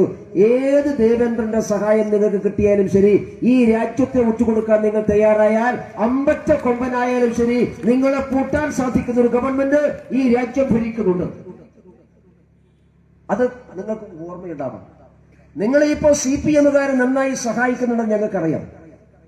ഇപ്പൊ ഒരു തെരഞ്ഞെടുപ്പ് കഴിഞ്ഞു പോയിട്ടല്ലേ ഉള്ളൂ. CPM-കാര് കേരളത്തിൽ മുഴുവൻ മത്സരിച്ചത് SDPIയുടെ സഹായം കൊണ്ടാണ്. CPM-കാർക്ക് ഓർമ്മയുണ്ടോ നിങ്ങൾ എന്തുകൊണ്ടാണ് തോറ്റുപോയതെന്ന്? നിങ്ങൾ തോറ്റുപോയത് കോൺഗ്രസിനോടുള്ള സ്നേഹം കൊണ്ടൊന്നുമല്ല. പക്ഷെ നിങ്ങളുടെ കൂടെയുള്ള ആളുകൾ ആരാണെന്ന് കേരളത്തിലെ ആളുകൾ മനസ്സിലാക്കുകയാണ്. കഴിഞ്ഞ 10 വർഷമായി കേരളത്തിൽ പോപ്പുലർ ഫ്രണ്ടിനെയും SDPIയും സഹായിക്കുന്നത് CPM-ആണ്. പകല് CPM-കാരായിട്ടുള്ള പല ആളുകളും രാത്രിയായാൽ ഒന്നുകിൽ പോപ്പുലർ ഫ്രണ്ട് ആയിരുന്നു, അല്ലെങ്കിൽ SDPI ആയിരുന്നു. CPM-ആണ് നിങ്ങളെ സഹായിക്കുന്നത് എന്ന് എല്ലാവർക്കും അറിവുള്ള കാര്യമാണ്. നേരത്തെ ഇത് രഹസ്യമാണെങ്കിൽ ഇന്ന് ഈ പഞ്ചായത്ത് തിരഞ്ഞെടുപ്പിൽ പരസ്യമായി SDPIയുമായി മുന്നണി ഉണ്ടാക്കി നിങ്ങൾ മത്സരിച്ചു. CPM-കാരുടെ ഒരു കാര്യം സൂചിപ്പിക്കാൻ ഞാൻ ആഗ്രഹിക്കുന്നു. നിങ്ങൾക്ക് ഇപ്പൊ BJPയെ തോൽപ്പിക്കാൻ വേണ്ടി നിങ്ങൾ SDPയുമായി ഒരുമിച്ച് പല സ്ഥലത്തും പ്രവർത്തിച്ചിട്ടുണ്ട്. ഒരു മുന്നണി ഉണ്ടാക്കിയിട്ടുണ്ട്, മത്സരിച്ചിട്ടുണ്ട്. കുറെ SDPക്കാർ ജയിച്ചിട്ടുണ്ട്. SDPക്കാരുടെ സഹായത്തോടു കൂടി കുറെ CPM-കാർ ജയിച്ചിട്ടുണ്ട്. പക്ഷേ ഈ രാജ്യദ്രോഹ ശക്തികൾ അവർ ആയുധമെടുക്കുന്നത് BJPക്കാർക്കും RSSകാർക്കും എതിരായിട്ട് മാത്രമാണ് എന്ന വിചാരമൊന്നും CPM-കാർക്ക് വേണ്ട. അങ്ങനെ ഒരു ധാരണയൊന്നും നിങ്ങൾക്ക് വേണ്ട. കേരളത്തിൽ പോപ്പുലർ ഫ്രണ്ടുകാരന്റെ കഠാര കൊണ്ട് കൊലപ്പെടുത്തിയിട്ടുള്ള എത്ര CPM-കാരുണ്ട്? ഒരുപക്ഷെ CPM-കാര് മറന്നുപോയിട്ടുണ്ടാകാം. പക്ഷെ കേരളത്തിലെ ജനങ്ങൾ മറന്നിട്ടില്ല. മഹാരാജാസ് കോളേജിൽ പഠിക്കുന്ന അഭിമന്യു എന്ന് പറയുന്ന ഒരു 19 വയസ്സുകാരനെ കൊലപ്പെടുത്തിയത് നമ്മൾ ആരും മറന്നിട്ട് ഒറ്റ കുത്തിന് കൊലപ്പെടുത്തിയതാണ്. ആ അഭിമന്യുവിന്റെ കുടുംബം ഇപ്പോഴും നമ്മുടെ കൂടെയുണ്ട്. അങ്ങനെയുള്ള ഒരുപാട് ആളുകൾ കേരളത്തിൽ ഈ പോപ്പുലർ ഫ്രണ്ടിന്റെ ഇസ്ലാമിക ഭീകരവാദ ശക്തികളുടെ സഹായത്തോടുകൂടി ആ ശക്തികളുടെ നേതൃത്വത്തിൽ കൊല്ലപ്പെട്ട CPM-കാര്, DYFI-കാര്, SFI-കാരൊക്കെ ഒരുപാടുണ്ട്. അതൊന്നും മറന്നുപോകരുത്. അതൊക്കെ മറന്നുകൊണ്ട് തൽക്കാലത്തേക്ക് BJP-യെയും RSS-നെയും ഒക്കെ തോൽപ്പിക്കാം. തെരഞ്ഞെടുപ്പിൽ BJP-യെ തോൽപ്പിക്കാം. RSS-കാർക്കെതിരായിട്ട് 4 മുദ്രാവാക്യം വിളിക്കാം. ഇതൊക്കെ മനസ്സിലോർത്തുകൊണ്ട് ഈ പുതിയ കാലഘട്ടത്തിൽ പുതിയ രൂപത്തിൽ വരുന്ന പോപ്പുലർ ഫ്രണ്ടുകാരന്റെ കൂടത്തോളിൽ കൈയിട്ടുകൊണ്ട് SDP-കാരുടെ സഹായത്തോടു കൂടി തെരഞ്ഞെടുപ്പിലൊക്കെ മത്സരിക്കാൻ വേണ്ടി പോകുന്ന CPM-കാരോട് ഒരു കാര്യം ഞാൻ പറയുന്നു. നിങ്ങളുടെ ഈ പ്രവർത്തനം ഇത് വിനാശകാലെ വിപരീത ബുദ്ധി എന്ന് മാത്രമേ ഞാൻ അതിനെ കുറിച്ച് പറയുന്നുള്ളൂ. ഇപ്പം നിങ്ങൾക്ക് കുറച്ച് സന്തോഷമൊക്കെ തോന്നും. കാരണം SDP-കാരുടെ വോട്ട് വാങ്ങി കുറെ സ്ഥലത്ത് BJP-യെയും RSS-നെയും ഒക്കെ തോൽപ്പിച്ചാൽ ഇപ്പൊ കുറച്ച് സന്തോഷമൊക്കെ തോന്നും. പക്ഷെ CPM-ന്റെ സ്നേഹിതരോട് ഞാൻ പറയുന്നത്, നിങ്ങൾ ഓർത്തിരുന്നോ? ഇപ്പൊ ഞങ്ങൾ പറയുന്നത് മനസ്സിലാവില്ല. പക്ഷെ BJP RSS വിരോധത്തിന്റെ പേരിൽ ഈ ഇസ്ലാമിക മതമൗലികവാദ സംഘടനകളെ തോളിൽ കൈയിട്ടുകൊണ്ട് ഞങ്ങളെ തോൽപ്പിക്കാൻ, ഞങ്ങളെ കൊല്ലാൻ, ഞങ്ങളെ ഇല്ലാതാക്കാൻ വേണ്ടി പരിശ്രമിക്കുന്ന ആളുകളോട് ഒരു കാര്യം ഞാൻ സൂചിപ്പിക്കാൻ ആഗ്രഹിക്കുന്നു. നിങ്ങൾ സൂക്ഷിച്ചിരുന്നോ? നിങ്ങളിപ്പോ SDP-കാരന്റെ കൂടെ ഒരു പാത്രത്തിൽ ആഹാരം കഴിക്കുകയാണ്. കേരളത്തിലെ CPM-ന്റെ നേതൃത്വം SDP-കാരുടെ കൂടെ ചേർന്നുകൊണ്ട് ഒരു പാത്രത്തിൽ ആഹാരം കഴിക്കുകയാണ്. ഒരു പാത്രത്തിൽ നിങ്ങൾ കഴിക്കുന്ന ബിരിയാണിക്ക് ഇപ്പൊ നല്ല സ്വാദുണ്ടാകും മാസിച്ചുകാർക്ക്. SDP-കാരുടെ കൂടെ ഒരു പാത്രത്തിൽ ബിരിയാണി കഴിക്കുമ്പോൾ CPM-കാർക്ക് ഇപ്പൊ നല്ല സ്വാദുണ്ടാകും. പക്ഷേ കേരളത്തിലെ CPM പ്രവർത്തകന്മാരോട്, നേതൃത്വത്തോട് ഒരു കാര്യം ഞങ്ങൾ ഉറപ്പിച്ചു പറയാൻ ആഗ്രഹിക്കുന്നു. നിങ്ങൾ കഴിക്കുന്നത് നിങ്ങളുടെ കൂടെ കൊലച്ചോറാണ് എന്ന് മനസ്സിലാക്കാനുള്ള സാമാന്യ ബോധം CPM-കാർക്കുണ്ടാകുന്നത് നല്ലതാണ്. അതുകൊണ്ട് ഈ ഏർപ്പാട് നിങ്ങൾ അവസാനിപ്പിക്കണം. എല്ലാവരും ഒരുമിച്ച് ഇവരെ ഒറ്റപ്പെടുത്തേണ്ടതാണ്. ഇവർ ഈ രാജ്യത്തിന്റെ ശത്രുക്കളാണ്. നമുക്ക് രാഷ്ട്രീയ വിരോധമാവാം. CPM-ഉം കോൺഗ്രസും BJP-യും ഒക്കെ ഈ രാജ്യത്ത് പ്രവർത്തിക്കുന്ന സംഘടനകളാണ്. നമുക്ക് രാഷ്ട്രീയമായ അഭിപ്രായ വ്യത്യാസമുണ്ട്, നിലപാടുകൾ വ്യത്യാസമുണ്ട്. നാം അങ്ങോട്ടും ഇങ്ങോട്ടും തെരഞ്ഞെടുപ്പിൽ മത്സരിക്കും, തോൽപ്പിക്കും, ജയിപ്പിക്കും, എല്ലാം ചെയ്യും. പക്ഷേ അതിനെല്ലാം ഉപരി ഈ രാജ്യമെന്നുള്ള വികാരമുണ്ട്. ആ രാജ്യമെന്ന വികാരത്തിന് മുമ്പിൽ എല്ലാ രാഷ്ട്രീയ പാർട്ടികളും ഒന്നാകണം. രാജ്യം തകർക്കാൻ വേണ്ടി പരിശ്രമിക്കുന്ന ആളുകളുടെ കൂടെ ചേരുകയല്ല ഉത്തരവാദിത്തപ്പെട്ട രാഷ്ട്രീയ പാർട്ടികളുടെ ചുമതല. നാം ഭരണപക്ഷത്തോ പ്രതിപക്ഷത്തോ ഇരിക്കുന്ന ആളുകളാവട്ടെ. ഇന്ന് BJP രാജ്യം ഭരിക്കുന്നു. ഇന്നലകൾ നിങ്ങൾ ഈ രാജ്യം ഭരിച്ചിട്ടുണ്ട്. കോൺഗ്രസുകാർ ഭരിച്ചിട്ടുണ്ട്. കോൺഗ്രസും CPM ഒരുമിച്ച് ഭരിച്ചിട്ടുണ്ട്. രാജ്യം ആര് ഭരിക്കുന്നു എന്നുള്ളതല്ല പ്രധാനം.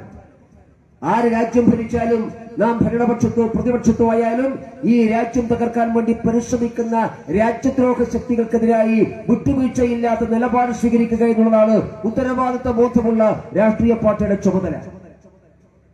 പക്ഷെ നിർഭാഗ്യവശാൽ ഈ രാജ്യത്തിലെ പ്രബലമായിട്ടുള്ള 2 രാഷ്ട്രീയ പാർട്ടികൾ CPM-ഉം കോൺഗ്രസും, അവർക്ക് രാജ്യമല്ല പ്രധാനം.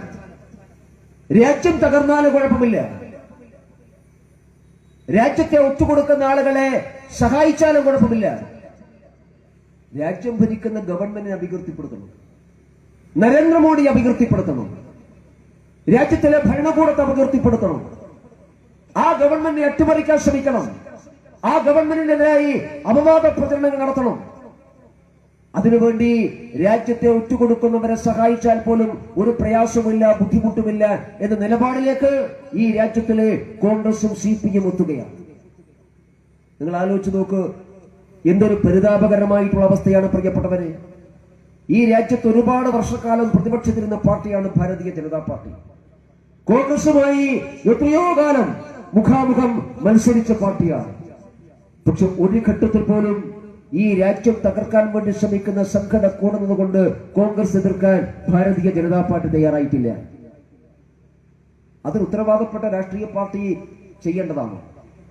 പക്ഷേ ഇന്ത്യയിലെയും കേരളത്തിലെയും കോൺഗ്രസും CPM ചെയ്യുന്നതാണ് പ്രിയപ്പെട്ടവരെ.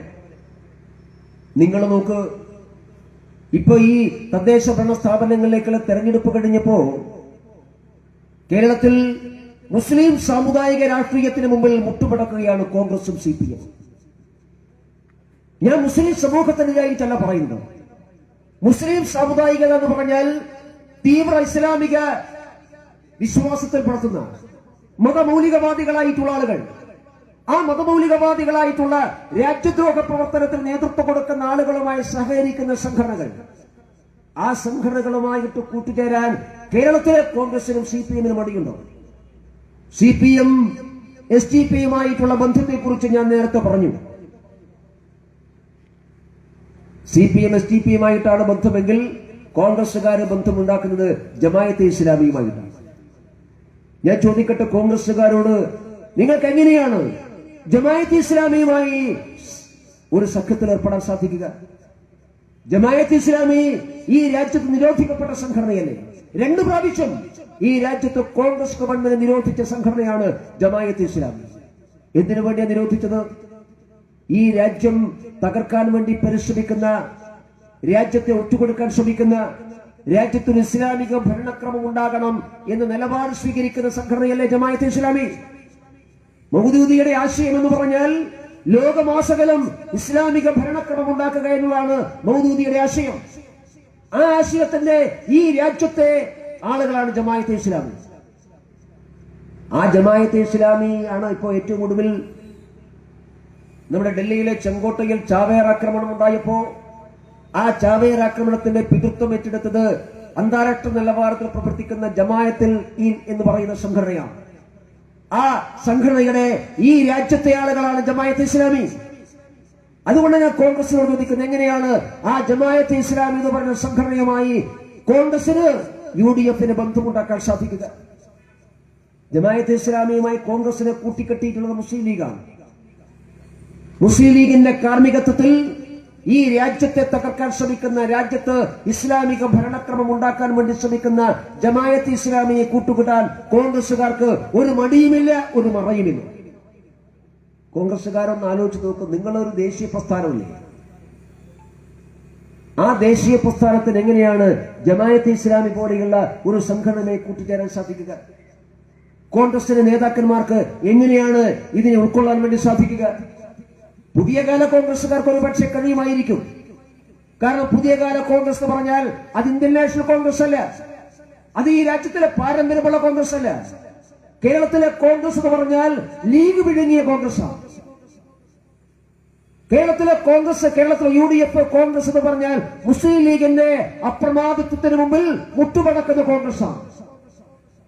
ആ കോൺഗ്രസിന് ജമായത്തെ ഇസ്ലാമിയുമായി കൂട്ടുകൂടാൻ, സഖ്യമുണ്ടാക്കാൻ, അവർക്ക് സീറ്റ് കൊടുക്കാൻ, അവരുമായി വേദി പങ്കിടാൻ, അവരുമായി ഒരുമിച്ച് മുനിസിപ്പാലിറ്റിയും പഞ്ചായത്തും ഭരിക്കാൻ, അതിനൊന്നും കേരളത്തിലെ കോൺഗ്രസുകാർക്ക് മടിയില്ലല്ലോ. അതാ ഞാൻ സൂചിപ്പിച്ചത്. നമുക്ക് രാഷ്ട്രീയം പറയാം, നിലപാടുകൾ പറയാം, മത്സരിക്കാം, പക്ഷേ ഈ രാജ്യം തകർക്കാൻ വേണ്ടി ശ്രമിക്കുന്ന ആളുകളുമായി നിങ്ങൾ കൂട്ടുകൂടരുത്. അതാ ഞങ്ങൾ നമുക്ക് CPM-നോടും കോൺഗ്രസിനോടും പറയാനുള്ള, രാജ്യം ഉണ്ടാകണം ആദ്യം. ചുവരുണ്ടെങ്കിലേ ചിത്രം വരയ്ക്കാൻ സാധിക്കൂ. രാജ്യമാദ്യം എന്ന നിലപാട് നാം സ്വീകരിക്കുന്നത് കൊണ്ടാണ് ഏതെങ്കിലും ഒരു ഘട്ടത്തിൽ ഭാരതീയ ജനതാ പാർട്ടി ഈ രാജ്യദ്രോഹ പ്രവർത്തനങ്ങളെ കൂടുന്നുകൊണ്ട് ഈ രാഷ്ട്രീയ പാർട്ടികൾ എതിർക്കാൻ തയ്യാറായിട്ടുണ്ടോ? നാം ഒരു ഘട്ടത്തിലും തയ്യാറായിട്ടില്ല. ഞാൻ നേരത്തെ പറഞ്ഞല്ലോ, ദീർഘകാലം പ്രതിപക്ഷത്തിരുന്ന സന്ദർഭത്തിലെല്ലാം നാം ഈ രാജ്യം ഭരിക്കുന്ന കോൺഗ്രസ് ഗവൺമെന്റ് കൂടെ നിലനിർപ്പിച്ചത് രാജ്യദ്രോഹ ശക്തികൾക്കെതിരായിട്ടുള്ള നിലപാടിന്റെ ഭാഗമായിട്ടാണ്. പക്ഷെ ഇന്നത്തെ കോൺഗ്രസിനെയും ഇന്നത്തെ CPM-നെയും നിങ്ങൾ നോക്ക്.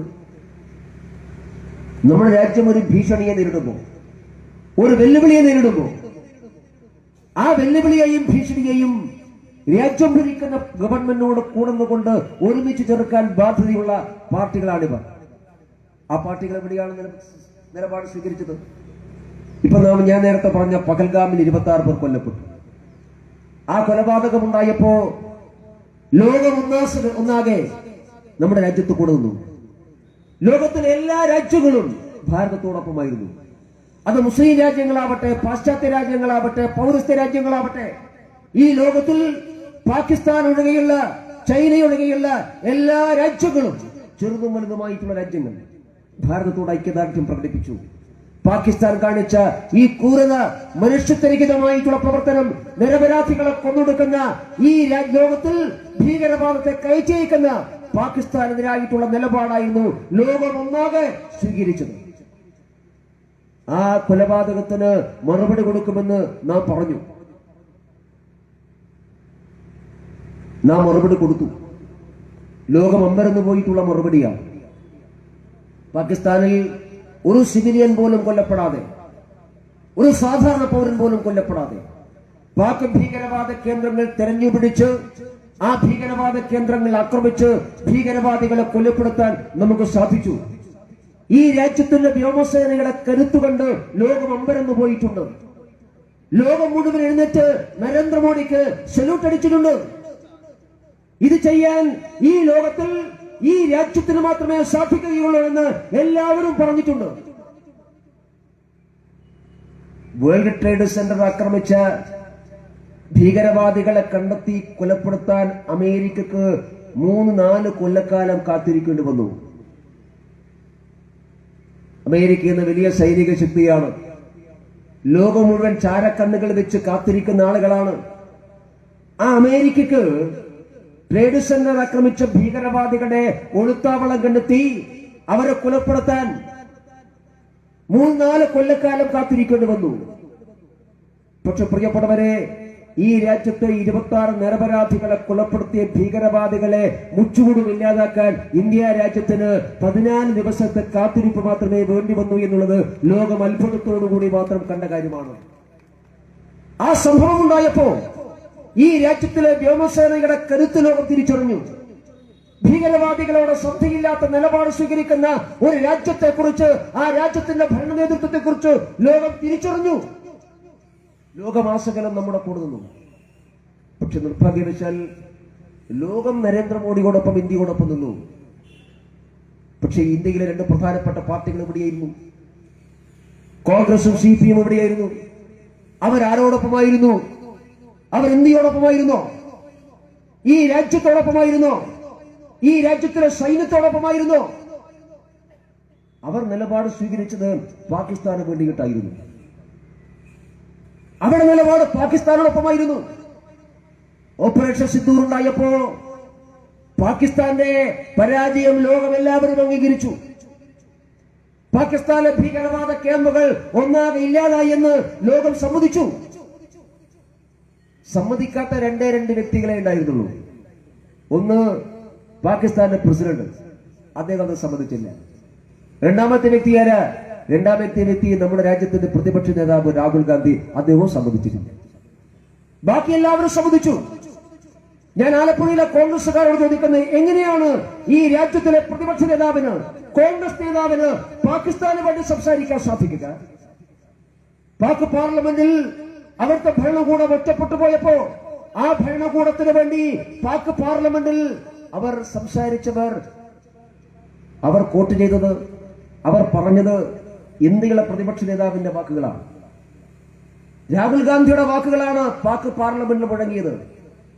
രാഹുൽ ഗാന്ധി പാകിസ്ഥാന് പരാജയം സംഭവിച്ചിട്ടില്ല എന്ന് പറഞ്ഞ കാര്യങ്ങൾ, ഓപ്പറേഷൻ സിന്ദൂർ അത് ദുരൂഹമാണ് എന്ന് രാഹുൽ ഗാന്ധിയുടെ പ്രസ്താവനയാണ് പാക് പാർലമെന്റിൽ അവിടുത്തെ MP-മാർ ആയുധമാക്കിയത്.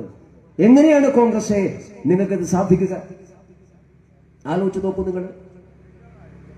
കേരളത്തിലെ KPCCയുടെ സോഷ്യൽ മീഡിയ നെറ്റ്വർക്കില്, അവരുടെ സോഷ്യൽ മീഡിയ ഹാൻഡിലുകളിൽ അവർ പോസ്റ്റ് ചെയ്ത കാര്യങ്ങളൊക്കെയാണ് പാക് പാർലമെന്റിലൊക്കെ ആളുകൾ എടുത്ത് ഉപയോഗിച്ചത്. ഇന്ത്യൻ പാർലമെന്റിൽ ഓപ്പറേഷൻ സിന്ദൂർ ചർച്ചയായി. ഇന്ത്യൻ പാർലമെന്റിൽ ഓപ്പറേഷൻ സിന്ദൂർ ചർച്ചയായപ്പോ ഒരു കോൺഗ്രസിന്റെ യുവ MP പ്രസംഗിച്ചത് ഓപ്പറേഷൻ സിന്ദൂർ നാടകമാണ് എന്ന്. കോൺഗ്രസിന്റെ ഒരു MP ഈ രാജ്യത്തിലെ വ്യോമസേനയുടെ കരുത്ത് വിളിച്ചറിയിച്ച ഓപ്പറേഷൻ സിന്ദൂർ ഒരു നാടകമാണ് എന്ന് ഇന്ത്യൻ പാർലമെന്റിൽ ഒരു യുവ കോൺഗ്രസ് MP പ്രസംഗിച്ചപ്പോ അദ്ദേഹത്തെ തിരുത്താൻ, അത് ശരിയല്ല എന്ന് പറയാൻ ഒരു കോൺഗ്രസുകാരനും ഉണ്ടായില്ലല്ലോ. ഞാൻ കണ്ടുവന്ന പാർലമെന്റിൽ ആ യുവ MP പ്രസംഗിച്ചപ്പോ കൈയടിച്ചു കൊടുത്ത ആദ്യത്തെ MP ഈ ആലപ്പുഴ MP-യാണ്. ഈ രാജ്യത്തെ ഒറ്റുകൊടുക്കുന്നതാണ് കൂടെയായിരുന്നവരെല്ലാവരും.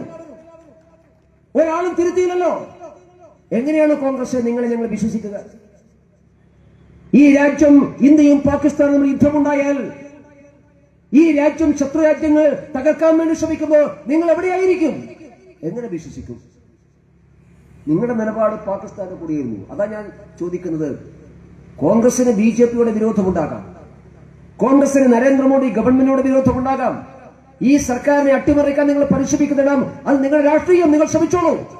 നിങ്ങൾ 11 കൊല്ലമായി ശ്രമിക്കുന്നു. എന്തെല്ലാം ശ്രമങ്ങൾ നടത്തി, ഒന്നും ഏശുന്നില്ല എന്നുള്ള വേറെ കാര്യം. പക്ഷേ മോദി ഗവൺമെന്റ് എതിർക്കുന്നതിന്റെ പേരിൽ ഈ രാജ്യത്തെ ഒറ്റുകൊടുക്കാൻ തയ്യാറാണ്. അതിന് ഉത്തരവാദപ്പെട്ട രാഷ്ട്രീയ പാർട്ടി ചെയ്യുന്നതാണ്. CPM ചെയ്താൽ പോലും എനിക്ക് അത്ര അത്ഭുതമൊന്നുമില്ല. CPM അതും ചെയ്യും, അതിലപ്പുറം ചെയ്യും. CPM എല്ലാ കാലത്തും അത് ചെയ്തിട്ടുള്ളതാണ്. CPM ഒരു ഘട്ടത്തിലും ഈ രാജ്യത്തോട് അവർക്ക് ഒരു കൂറും ഉണ്ടായിരുന്നില്ല. ഇന്ത്യയും ചൈനയും തമ്മിൽ യുദ്ധമുണ്ടായപ്പോ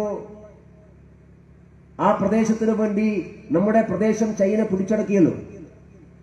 ആ പിടിച്ചടക്കിയ പ്രദേശത്തെ കുറിച്ച് അന്ന് CPMന്റെ ഔദ്യോഗിക നിലപാട്, നാം നമ്മുടെ നിന്നും ചൈനയുടെ നിന്നും പറയുന്ന ഭൂപ്രദേശം എന്ന നിലപാട് സ്വീകരിച്ചവരാണ് ഇന്ത്യയിലെ കമ്മ്യൂണിസ്റ്റ് പാർട്ടി. അതുകൊണ്ട് അവരിത്തരം നിലപാട് സ്വീകരിച്ചാൽ നമുക്ക് അത്ഭുതമില്ല. പക്ഷെ കോൺഗ്രസിനെ പോലെ ഉത്തരവാദപ്പെട്ടൊരു പാർട്ടി എങ്ങനെയാണ് പ്രിയപ്പെട്ടവരെ രാജ്യദ്രോഹ ശക്തികളുടെ കൂടെ നിൽക്കുക? ആ ചോദ്യമാണ് ഞങ്ങൾ ഈ നാട്ടിലെ കോൺഗ്രസുകാരോട് ഉന്നയിക്കാൻ ആഗ്രഹിക്കുന്നത്. അപ്പൊ നിങ്ങൾ ആരോടൊപ്പമാണ്? നിങ്ങൾ ഈ രാജ്യത്തിലെ സൈന്യത്തോടൊപ്പമാണോ? ഈ രാജ്യത്ത് ഭീകരവാദത്തിന് ഇരയാകൽ നടന്ന 10,000-കണക്കിന് നിസ്സഹായരായിട്ടുള്ള മനുഷ്യരോടൊപ്പമാണോ? അതോ ഈ രാജ്യം തകർക്കാൻ ശ്രമിക്കുന്ന പാകിസ്ഥാനോടൊപ്പമാണോ? രാഹുൽ ഗാന്ധി ചെയ്യുന്ന എല്ലാം അതാണ്. രാഹുൽ ഗാന്ധി ലോകം മുഴുവനും പോയിട്ട് ഇന്ത്യക്കെതിരായിട്ട് പ്രസംഗിക്കുകയാണ്. മിനിയാന്ന് നിങ്ങൾ നോക്ക്, ഈ പാർലമെന്റിൽ വലിയ ബഹളം നടക്കുമ്പോൾ, കോൺഗ്രസുകാര് പാർലമെന്റ് ബഹിഷ്കരിച്ച് ഇറങ്ങിപ്പോകുമ്പോൾ രാഹുൽ ഗാന്ധി BMW കാർ കാണാൻ വേണ്ടി പോകുന്നു. എന്നിട്ട് പോയിട്ട് അവിടെ പോയി പ്രസംഗിച്ച എന്താ? ബിസിനസ്സിൽ ഉൽപാദനം വർദ്ധിക്കണം, ഉൽപാദനം വർദ്ധിപ്പിക്കുന്ന നല്ല കാര്യമാണ്. പക്ഷേ എന്റെ രാജ്യത്ത് ഇതൊന്നുമില്ല. ഞാൻ ചോദിക്കട്ടെ, ഒരു പ്രതിപക്ഷ നേതാവ്, ഉത്തരവാദപ്പെട്ടൊരു പ്രതിപക്ഷ നേതാവ് ഒരു വിദേശ രാജ്യത്ത് പോയി നമ്മുടെ രാജ്യത്ത് കെട്ടി സംസാരിക്കുന്നത് നാം ആദ്യമായിട്ട് കാണുകയാണ്. എത്രയെത്ര പ്രതിപക്ഷ നേതാക്കന്മാരുണ്ടായിട്ടുണ്ട് ഈ രാജ്യത്ത്.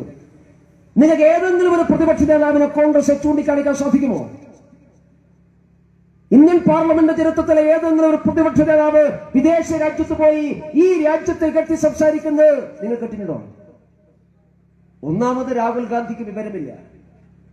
കാരണം ഈ ലോകത്തിൽ കാർ നിർമ്മാണത്തിൽ ലോകത്തിലെ 10 രാജ്യങ്ങളുടെ കണക്കെടുത്താൽ ആ 10 രാജ്യത്തിലൊന്ന് ഈ ഇന്ത്യ മഹാരാജ്യമാണെന്ന് മനസ്സിലാക്കാനുള്ള സാമാന്യ ബോധം പോലും ഈ രാഹുൽ ഗാന്ധി എന്ന് പറയുന്ന മനുഷ്യനില്ല. അത് വേറെ കാര്യം. പക്ഷെ അങ്ങനെയാണോ പെരുമാറേണ്ടത്? അങ്ങനെയാണോ ഈ രാജ്യത്തിന്റെ ചരിത്രം? എത്രയെത്ര ഉദാഹരണങ്ങൾ പ്രിയപ്പെട്ടവരെ നമ്മുടെ മുമ്പിലുണ്ട്. സുദീർഘമായ 4 പതിറ്റാണ്ട് കാലം ഈ രാജ്യത്ത് പ്രതിപക്ഷത്തിരുന്ന പാർട്ടിയാണ് ഭാരതീയ ജനതാ പാർട്ടി. ആ പ്രതിപക്ഷത്തിന് നിയന്ത്രിക്കുമ്പോൾ എപ്പോഴെങ്കിലും രാജ്യം ഭരിക്കുന്ന ഭരണകൂടത്തിനെതിരായി വിദേശ രാജ്യത്ത് പോയി നാം പറഞ്ഞിട്ടുണ്ടോ? നാം ഭരണകൂടത്തിനെതിരായി പറഞ്ഞില്ല, മാത്രമല്ല രാജ്യത്തോടൊപ്പമായിരുന്നില്ലേ നമ്മൾ? ഇപ്പൊ ഓപ്പറേഷൻ സിന്ദൂറിന് ശേഷം കുറെ പ്രതിപക്ഷ നേതാക്കന്മാരെ നാം ലോകത്തിന്റെ പല ഭാഗത്തും അയച്ചു. അതൊന്നും കോൺഗ്രസുകാർക്ക് ഇഷ്ടപ്പെട്ടില്ല. അവരെല്ലാവരും പോയി വിദേശ രാജ്യങ്ങളിൽ പോയി ഓപ്പറേഷൻ സിന്ദൂറിനെ കുറിച്ച്, രാജ്യത്തെ കുറിച്ച്, ഭീകരവാദികളെ കുറിച്ച് ഒക്കെ പ്രസംഗിച്ചു. അതൊന്നും രാഹുൽ ഗാന്ധിക്കും രാഹുൽ ഗാന്ധിയുടെ പ്രിയപ്പെട്ട ശിഷ്യനായിട്ടുള്ള വേണുഗോപാലിനും ഇഷ്ടപ്പെട്ടിട്ടില്ല. അവർക്ക് അതൊന്നും ഇഷ്ടപ്പെടുന്നില്ല. അതുകൊണ്ട് ഈ പോയ ആളുകൾക്കെല്ലാം എതിരായി നോട്ടീസ് അയച്ചു. ശശി തരൂർ നോട്ടീസ് അയച്ചു, മനീഷ് തിവാരിക്ക് നോട്ടീസ് അയച്ചു, ആനന്ദ് ശർമ്മക്ക് നോട്ടീസ് അയച്ചു, സൽമാൻ ഖുർഷിദ് നോട്ടീസ് അയച്ചു. എന്താ നോട്ടീസ്? നിങ്ങൾ എന്തിനാണ് വിദേശ രാജ്യത്ത് പോയി ഇന്ത്യയെ പ്രകീർത്തിച്ചത്? പിന്നെ ആരെ പ്രകീർത്തിക്കണം? കോൺഗ്രസ് ഇവർ വിദേശത്ത് പോയിട്ട് പാകിസ്ഥാനെ പ്രകീർത്തിക്കണം? ഈ രാജ്യത്തിന് പ്രതീക്ഷയായി വിദേശ രാജ്യങ്ങളിൽ പോയാൽ ഈ രാജ്യത്തെയല്ലേ പ്രകീർത്തിക്കേണ്ടത്? അത് കോൺഗ്രസുകാർക്ക് ഇഷ്ടപ്പെടുന്നില്ല, രാഹുൽ ഗാന്ധിക്ക് ഇഷ്ടപ്പെടുന്നില്ല, രാഹുൽ ഗാന്ധിയുടെ ശിഷ്യൻ വേണുഗോപാൽ ഇഷ്ടപ്പെടുന്നില്ല. രാഹുൽ ഗാന്ധിയുടെ വാറോലൊക്കെ ഒപ്പിടാറാണല്ലോ ഇപ്പൊ വേണുഗോപാലിന്റെ പണി. അപ്പൊ നമ്മുടെ നേതൃത്വം ഇഷ്ടപ്പെടുന്നില്ല. ആലപ്പുഴ ഒരു പാരമ്പര്യമുള്ള കോൺഗ്രസ് പാരമ്പര്യമുള്ള നാടല്ല. പാരമ്പര്യമുള്ള കോൺഗ്രസുകാർ ഒരുപാട് ഉള്ള സ്ഥലമല്ലേ ഈ ആലപ്പുഴ ജില്ല. ആ ജില്ലയിലെ കോൺഗ്രസുകാരോട് ഞങ്ങൾ ചോദിക്കുന്നത്, നിങ്ങൾ നിങ്ങളുടെ MPA ഒന്ന് ആലപ്പുഴ വരുമ്പോൾ ഒന്ന് ചോദിക്കണം. രാഹുൽ ഗാന്ധിയുടെ വിധേയത്വമൊക്കെ ആവാം, അത് കാരണമൊക്കെ വേറെയുണ്ട്, ഒരു പൊതുവേദിയിൽ പറയാൻ പറ്റാത്തതുകൊണ്ട് ഞാൻ പറയുന്നില്ല. പക്ഷേ എന്നാലും ഇമാതിരി തോന്നിവാസം കാണിക്കാം, ഒന്ന് പറഞ്ഞു കൊടുക്കണ്ടേ? ഉത്തരവാദപ്പെട്ട രാഷ്ട്രീയ പാർട്ടി എന്നുള്ള നിലക്ക് ഈ രാജ്യം തകർക്കാൻ വേണ്ടി ശ്രമിക്കുന്ന ആളുകളുടെ കൂടെയല്ല നാം നിൽക്കേണ്ടത്. നാം പാകിസ്ഥാന്റെ കൂടെയല്ല നിൽക്കേണ്ടത്. നാം നിൽക്കേണ്ടത് ഈ രാജ്യത്തോടൊപ്പമാണ്. നരേന്ദ്രമോദി എന്ന രാജ്യത്തിന്റെ പ്രധാനമന്ത്രിയോടൊപ്പമാണ്. BJP നേതാവിന്റെ കൂടെ നിൽക്കണ്ട. നിങ്ങൾ BJP നേതാവിന്റെ കൂടെ നിൽക്കണ്ട. പക്ഷെ രാജ്യത്തിന്റെ പ്രധാനമന്ത്രിയോടൊപ്പം നിൽക്കണം എന്ന് പറഞ്ഞു കൊടുക്കാനുള്ള സാമാന്യ ബുദ്ധി ഈ കോൺഗ്രസുകാർക്ക് ഉണ്ടാവണ്ടേ? നിങ്ങൾ ഞങ്ങളുടെ പാരമ്പര്യം നോക്ക്. അടൽ ബിഹാരി വാജ്പേയി രാജ്യത്തിന്റെ പ്രതിപക്ഷ നേതാവായിരിക്കുന്ന സമയത്ത് നമുക്ക് എല്ലാവർക്കും ഓർമ്മയുള്ള ഒരു സംഭവം ഉണ്ടല്ലോ. ജനീവയിലെ മനുഷ്യാവകാശ സമ്മേളനത്തിൽ പാകിസ്ഥാൻ ഒരു പ്രമേയം കൊണ്ടുവന്നു. ഈ രാജ്യത്തിനായിട്ട് പാക് അധീന കാശ്മീർ പാകിസ്ഥാന് വിട്ടുകൊടുക്കണമെന്നും കാശ്മീർ നടക്കുന്നത് സ്വാതന്ത്ര്യ സമരമാണ്, അതുകൊണ്ട് മൂന്നാം ലോക കക്ഷിയുടെ സാന്നിധ്യത്തിൽ കാശ്മീർ പ്രശ്നം പരിഹരിക്കണമെന്ന് ആവശ്യപ്പെട്ടുകൊണ്ട് ജനീവയിലെ മനുഷ്യാവകാശ സമ്മേളനത്തിൽ പാകിസ്ഥാൻ ഒരു പ്രമേയം കൊണ്ടുവന്നു. പാകിസ്ഥാൻ ആ പ്രമേയം കൊണ്ടുവരുന്നതിന് മുമ്പ് ലോകത്തിലെ എല്ലാ രാജ്യങ്ങളുമായി ആ സമ്മേളനത്തിൽ പങ്കെടുക്കുന്ന 150-ലേറെ വരുന്ന രാജ്യങ്ങളുമായി പാകിസ്ഥാനെ പ്രതികൾ സംസാരിച്ചു. ആ പ്രമേയം ആ സമ്മേളനത്തിൽ പാസ്സാകാനിടയുണ്ട് എന്ന ഘട്ടം വന്നു. പ്രമേയം ആ സമ്മേളനത്തിൽ പാസ്സായാൽ ലോകത്തിന് മുമ്പിൽ ഈ രാജ്യം ഒറ്റപ്പെടും. ആ അപകടകരമായിട്ടുള്ള സാഹചര്യത്തിൽ ജനീവയിലെ മനുഷ്യാവകാശ സമ്മേളനത്തിൽ ഇന്ത്യയെ പ്രതിനിധീകരിച്ചുകൊണ്ട് ആര് പോകുമെന്ന് ചോദ്യം വന്നപ്പോ അന്ന് രാജ്യം ഭരിക്കുന്ന നരസിംഹറാവുവിന്റെ ഗവൺമെന്റിന് ഒരു ഉത്തരം മാത്രമേ അദ്ദേഹത്തിന് മുമ്പിൽ ഉണ്ടായിരുന്നുള്ളൂ. ഈ പ്രതിസന്ധി ഘട്ടത്തിൽ രാജ്യത്തെ സഹായിക്കാൻ കഴിയുന്ന ഒരേ ഒരു വ്യക്തിയുള്ളൂ. ആ വ്യക്തി അടൽ ബിഹാരി വാജ്പേയി എന്ന അന്നത്തെ പ്രതിപക്ഷ നേതാവാണ് എന്ന് നരസിംഹറാവുവിന് ബോധ്യമായി. നരസിംഹറാവു വാജ്പേയിയുടെ കാര്യം ആവശ്യപ്പെട്ടപ്പോ സന്തോഷത്തോടു കൂടിയാണ് വാജ്പേയി ആ നിർദ്ദേശം സ്വീകരിച്ചത്. ജനീവ സമ്മേളനത്തിന് മുമ്പേ അവിടെ എത്തി എല്ലാ രാജ്യങ്ങളുമായി അടൽ ബിഹാരി വാജ്പേയി കണ്ടു. എല്ലാവരോടും സംസാരിച്ചു, കാര്യങ്ങൾ ബോധ്യപ്പെടുത്തി. ആ സമ്മേളനത്തിൽ ആ പ്രമേയം പരാജയപ്പെട്ടു. എന്നാൽ സമ്മേളനത്തിൽ പാകിസ്ഥാന്റെ പ്രതിയുടെ പ്രസംഗം ഉണ്ടായിരുന്നു. ആ പ്രതിനിധി പ്രസംഗിച്ചത് കാശ്മീരിലെ പാകിസ്ഥാനിലെ വിദേശകാര്യമന്ത്രി പ്രസംഗിച്ചത് കാശ്മീരില്ലാതെ പാകിസ്ഥാന്റെ ഭൂപടം പൂർണ്ണമാവുകയില്ല എന്നുള്ളതാണ്. അതായിരുന്നു പാകിസ്ഥാന്റെ വാദം. ആ വാദത്തിന് ജനീവ സമ്മേളനത്തിൽ വാജ്പേയി കൊടുത്ത മറുപടി ഇന്നും പ്രസിദ്ധമായിട്ടുള്ള മറുപടിയാണ്. കാശ്മീരില്ലാതെ പാകിസ്ഥാൻ പൂർണ്ണമാവുകയില്ല എങ്കിൽ പാകിസ്ഥാനില്ലാതെ ഭാരതവും പൂർണ്ണമാവുകയില്ല എന്ന മറുപടി ലോകത്തിന് മുന്നിൽ കൊടുക്കാൻ സാധിച്ച വ്യക്തിയായിരുന്നു. ആ ജനീവ സമ്മേളനം കഴിഞ്ഞ് സമ്മേളന നഗരിയിലെ പടിക്കെട്ടിൽ ഇറങ്ങി വരുമ്പോ വാജ്പേയിയോട് ലോകത്തിലെ എല്ലാ മാധ്യമങ്ങളും ചോദിച്ച ചോദ്യമുണ്ട്. എല്ലാവരും ഒരേ സ്വന്തം ചോദിച്ചു, മിസ്റ്റർ അടൽ, നിങ്ങൾ ഇന്ത്യയുടെ പ്രതിപക്ഷ നേതാവാണ്. ഈ സമ്മേളനത്തിൽ നിങ്ങൾ ഇന്ത്യ ഗവൺമെന്റിനെയാണ് സഹായിച്ചത്. നിങ്ങൾ പ്രതിപക്ഷ പാർട്ടി രാജ്യം ഭരിക്കുന്ന ഗവൺമെന്റിനെ സഹായിച്ചു. ഈ സമ്മേളനത്തിൽ ആ പ്രമേയമെങ്ങാനും പാസ്സായിട്ടുണ്ടെങ്കിൽ നിങ്ങളുടെ നാട്ടിലെ ഗവൺമെന്റ് രാജിവെക്കേണ്ടി വരുമായിരുന്നു. അങ്ങനെ രാജിവെച്ചാൽ പിന്നെ അധികാരത്തിലേറുക നിങ്ങളുടെ പാർട്ടിയല്ലേ? നിങ്ങളുടെ പാർട്ടിയെ അധികാരത്തിലേക്ക് എത്താനുള്ള ഒരു ശ്രമമല്ലേ നിങ്ങൾ ഇല്ലാതാക്കിയത്? ലോക മാധ്യമങ്ങളുടെ മുമ്പാകെ, ലോക സമൂഹം മുമ്പാകെ അടൽ ബിഹാരി വാജ്പേയി അന്ന് കൊടുത്തൊരു മറുപടിയുണ്ട്. ഞാൻ സഹായിച്ചത് ഏതെങ്കിലും രാഷ്ട്രീയ പാർട്ടിയല്ല, ഞാൻ സഹായിച്ചത് ഏതെങ്കിലും ഗവൺമെന്റിനെയല്ല, ഞാൻ സഹായിച്ചത് എന്റെ രാജ്യത്തെയാണ്, എന്റെ രാജ്യത്തിലെ 132 കോടി ആളുകളെയാണ് എന്ന് മറുപടി കൊടുക്കാനുള്ള ത്രാണി അന്നത്തെ പ്രതിപക്ഷത്തിനുണ്ടായിരുന്നു. ഞാൻ കോൺഗ്രസുകാരോട് പറയുന്നു, ആ അടൽ ബിഹാരി വാജ്പേയിയുടെ കാല് കഴുകിയ വെള്ളം കുടിക്കാനുള്ള യോഗ്യത ഇന്ന് ഈ രാജ്യത്തിലെ പ്രതിപക്ഷ നേതാവ് രാഹുൽ ഗാന്ധിക്കുണ്ടോ? നിങ്ങൾ ചെയ്യുന്നത് ലോകത്തിലെ എല്ലാ വേദിയിലും പോയി ഇന്ത്യയെ കുറ്റം പറയുകയാണ്, ഇന്ത്യയെ തകർക്കുകയാണ്, പാകിസ്ഥാന് വേണ്ടി സംസാരിക്കുകയാണ്, ഭീകരവാദികൾക്ക് വേണ്ടി സംസാരിക്കുകയാണ്, മതമൗലികവാദികൾക്ക് വേണ്ടി സംസാരിക്കുകയാണ്, ജമാഅത്ത് ഇസ്ലാമിക്ക് വേണ്ടി സംസാരിക്കുകയാണ്. നിങ്ങളെന്താ ചെയ്തുകൊണ്ടിരിക്കുന്നത്? ഇതാണോ രാജ്യസ്നേഹം? ഈ കോൺഗ്രസിനെ എങ്ങനെ പ്രിയപ്പെട്ടവരെ നാം വിശ്വസിക്കും? അതുകൊണ്ടാണ് ഞാൻ പറഞ്ഞത്, ഈ പുതിയ കാലഘട്ടത്തിൽ കോൺഗ്രസും CPIയും എല്ലാം 11 കൊല്ലം അധികാരത്തിൽ നിന്ന് പോയപ്പോ എന്താണ് ചെയ്യേണ്ടത് അവർക്കറിയില്ല. ഈ രാജ്യത്തെ അട്ടിമറിച്ചാലും ശരി, രാജ്യം തകർന്നാലും ശരി, നരേന്ദ്രമോദിയുടെ ചോരക്ക് വേണ്ടി കാത്തിരിക്കുകയാണ്. രാജ്യം ഭരിക്കുന്ന ഗവൺമെന്റ് ചോരക്ക് വേണ്ടി കാത്തിരിക്കുകയാണ്. പക്ഷെ എന്ത് ചെയ്യാനാ? എന്തെല്ലാം പരിശ്രമിച്ചിട്ടും ഒന്നും ചെയ്യാൻ കഴിയുന്നില്ല. നരേന്ദ്രമോദി ഓരോ ദിവസം കഴിയുന്നോറും ലോകത്തിലെ ജനങ്ങളുടെ പിന്തുണ സമാഹരിച്ചുകൊണ്ട് മുമ്പോട്ട് പോവുകയാണ്. ഒന്നും ചെയ്യാൻ പറ്റുന്നില്ല. അതുകൊണ്ട് ഇല്ലാത്ത കാര്യങ്ങൾ ഇങ്ങനെ പ്രചരിപ്പിക്കണം. ഇപ്പൊ ലോക സമൂഹം എന്തുകൊണ്ടാണ് ഈ രാജ്യത്തെ അംഗീകരിക്കുന്നത്? അത് ഈ രാജ്യത്തിന്റെ കരുത്തുകൊണ്ടാണ്, രാജ്യത്തിന്റെ കരുത്തുള്ളത് കൊണ്ടാണ്. എന്തുകൊണ്ടാണ് ഇസ്ലാമിക രാജ്യങ്ങൾ ഞങ്ങൾക്ക് ഇന്ത്യയാണ് ശരി, ഭാരതമാണ് ശരി എന്നവർ പറയാൻ തയ്യാറാക്കുന്നത്? എന്തുകൊണ്ടാണ് ഒരു പ്രതിസന്ധി ഉണ്ടാകുമ്പോ ഇറാനും ഇറാഖും ഖത്തറും സൗദി അറേബ്യയും അടക്കമുള്ള എല്ലാ ഇസ്ലാമിക രാജ്യങ്ങളും പാകിസ്ഥാനോട് ഗുഡ് ബൈ പറഞ്ഞുകൊണ്ട് ഞങ്ങൾക്ക് പാകിസ്ഥാൻ അല്ല വേണ്ടത്, ഭാരതം മതി എന്ന നിലപാട് എന്തുകൊണ്ടാണ് ഇസ്ലാമിക രാജ്യങ്ങൾ സ്വീകരിക്കുന്നത്? അതിനൊരു ഉത്തരം മാത്രമേ ഉള്ളൂ. ഈ രാജ്യം പഴയ രാജ്യമല്ല, ഭാരതം പഴയ ഭാരതമല്ല. നമ്മുടെ നാട് കരുത്തുള്ള ഭാരതമാണ്. എല്ലാ ഭീകരവാദികളോടും എല്ലാ തീവ്രവാദികളോടും സന്ധിയില്ലാത്ത പോരാട്ടം സംഘടിപ്പിക്കാൻ സാധിക്കുന്ന, ഭീകരവാദ പ്രവർത്തനങ്ങൾ ഏർപ്പെട്ടാൽ മുഖം നോക്കാതെ നടപടി സ്വീകരിക്കാൻ സാധിക്കുന്ന ഒരു ഗവൺമെന്റാണ് ഈ രാജ്യം ഭരിക്കുന്നത്. അത് മറ്റാർക്ക് ബോധ്യമായില്ലെങ്കിലും ഏറ്റവും നന്നായി ബോധ്യമായിട്ടുള്ള ആളുകൾ രഞ്ജിത് ശ്രീനിവാസേട്ടനെ കൊലപ്പെടുത്തിയ പോപ്പുലർ ഫ്രണ്ടിന്റെ ആളുകളാണ്.